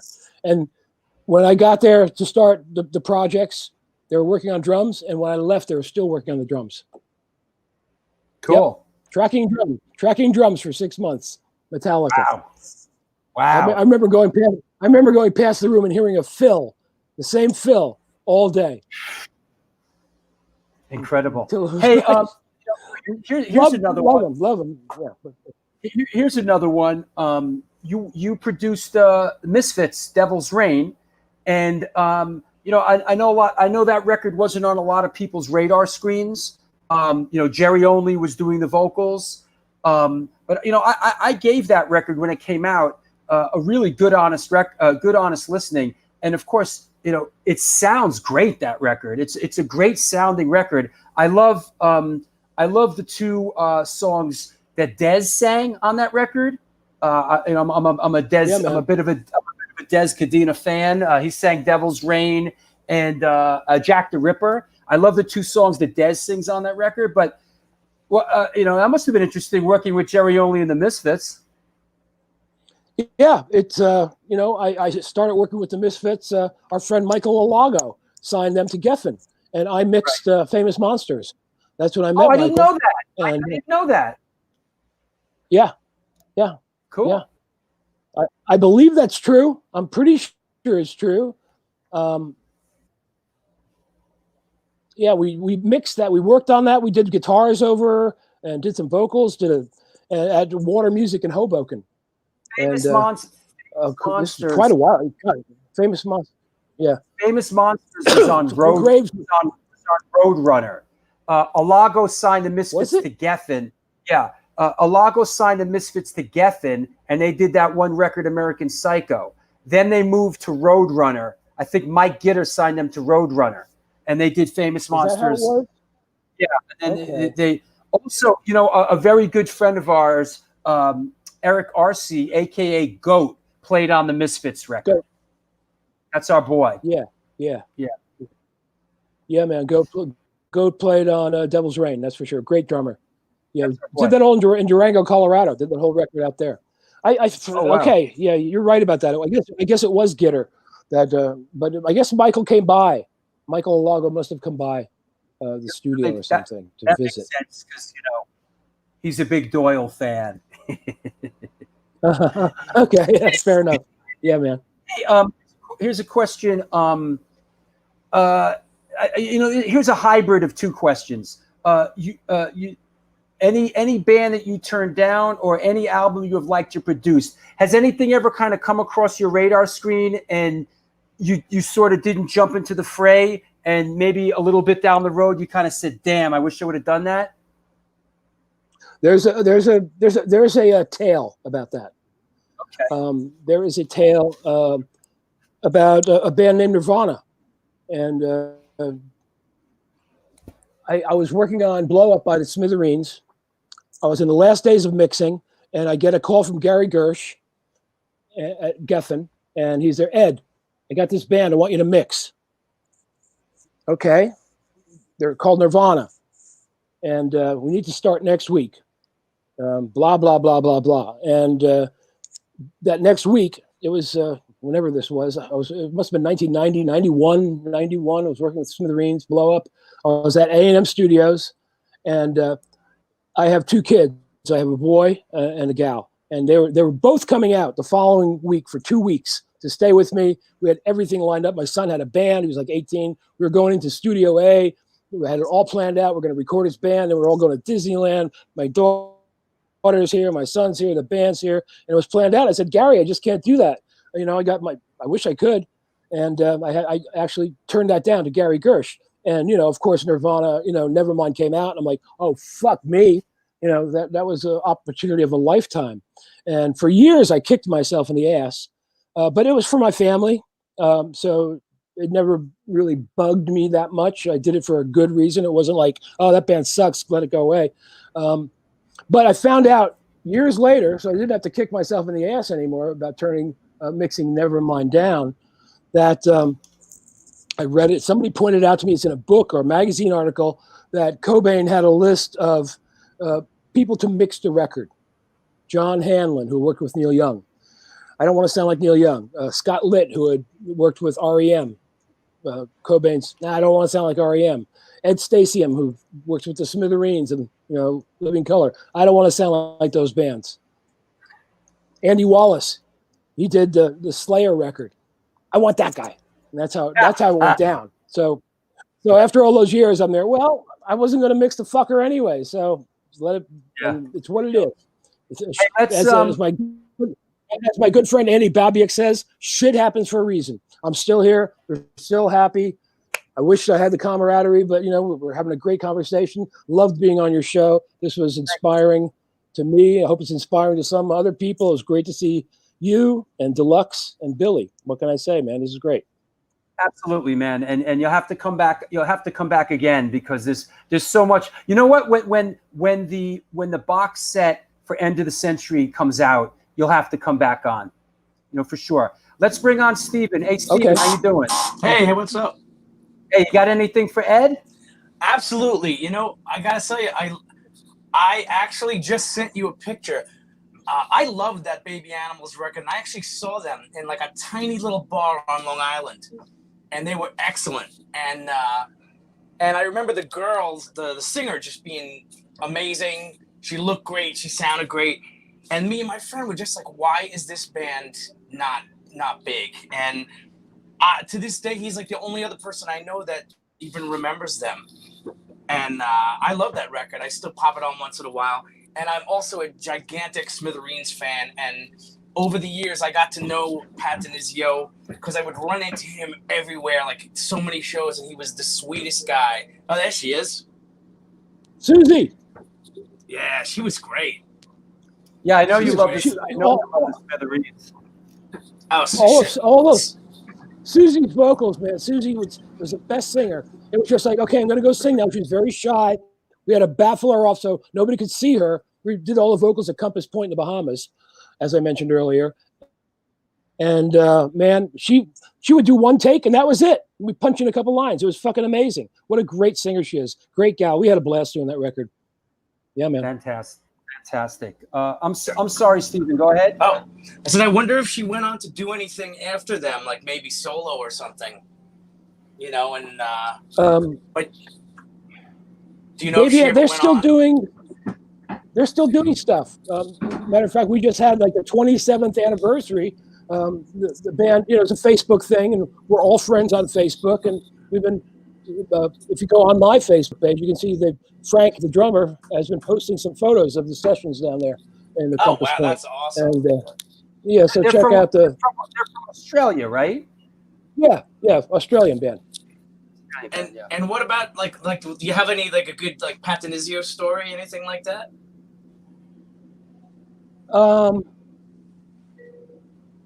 Boy, there's so many. Well, a great story actually is about A Girl Like You. There's a female vocalist on there, Maria. I forgot who sang it. Maria Vidal. She was in Desmond Child and Rouge. Maria Vidal was on there, but originally, at the time, we were doing a girl like you. They were being managed by Freddie DeMann, who also managed Madonna. And Madonna was originally slated to sing on A Girl Like You. Wow. She had talked to Pat, and she was down with it. We sent her the rough mix, and twice we booked it. We were working at it in the valley at Canoga Park at Rumbo, doing the overdubs there. And we had the video. We had video camera hidden, and hidden microphones and stuff, as we tend to do. And she bailed on us once, and then she bailed on us twice. So by the time that we were getting finished, we got Maria to sing on the record. But Madonna was originally slated to be on A Girl Like You. That's incredible. Hey, Steven, man, thanks, bro. I'm gonna wrap it up. Get home. Absolutely. It was an honor, Ed. Excellent. Thank you so much for being here. Nice to see you, Steven. You gotta send Ed some LIRR some swag. Yeah. Oh, absolutely. Yeah. Maybe I can unscrew this thing. Hang on a second. Hey, Steven. Steven. Be good, everybody.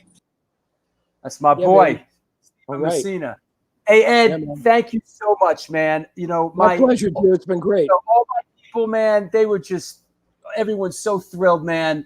So many nice comments about you being on the show, and that was a great show. And I this is one of the shows that I personally really enjoyed. It's like a chance for me to really do some research and learn a couple things. And you did. I must say, you did. You had great questions. You did your research, man. It's awesome. You came up with really great questions. And Well, thank you. Great points of discussion. Thanks, Ed. Coming from you, that means a lot. And I hope to baby. talk to you soon, man. Take care. Okay. Peace and love. All right. Take Peace care. and love. As Ringo would say, right? Peace and love. Peace and love. Peace and love. Okay. Take care, man. Wow. That's Ed Stasium. This is the New York Hardcore Chronicles Live, sponsored by New York Hardcore Comics, The Organic Grill, the Texas Silver Rush, and Chain Reaction Records and Skateboards. That was an incredible show. Thank you, Philip. Great show. Brian, everybody, man. Steen in Denmark. Thank you so much, man. That was Josh, Rick. Man, what a great show with a great guy. And we'll see you for the next show, which is going to be on Sunday with Israel from Bad Brains and Fire Burn. So that should be a great one. Actually, I'm wrong. Oh, I keep forgetting. The bonus show is coming up on Friday. This Friday, Stigma, Mike Gallo, Larry Naroda, Tristan Graves, Matt DeGray, and the Craze, in celebration of the Bowery Electric show that's coming up. Please support it. Please buy a ticket. This is important. It's going to be a great live show. You can buy it. You can buy a ticket at www.theboweryelectric.com. Please support this show. This is important stuff. So that said, thank you all for coming by. Happy Jack. Thanks, Sander. Thanks for being a patron. I appreciate it. Yes, it's Friday. No, we're just doing a bonus show on Friday. We will see everybody soon. Everybody take care of themselves. Do good things. Good things will come to you.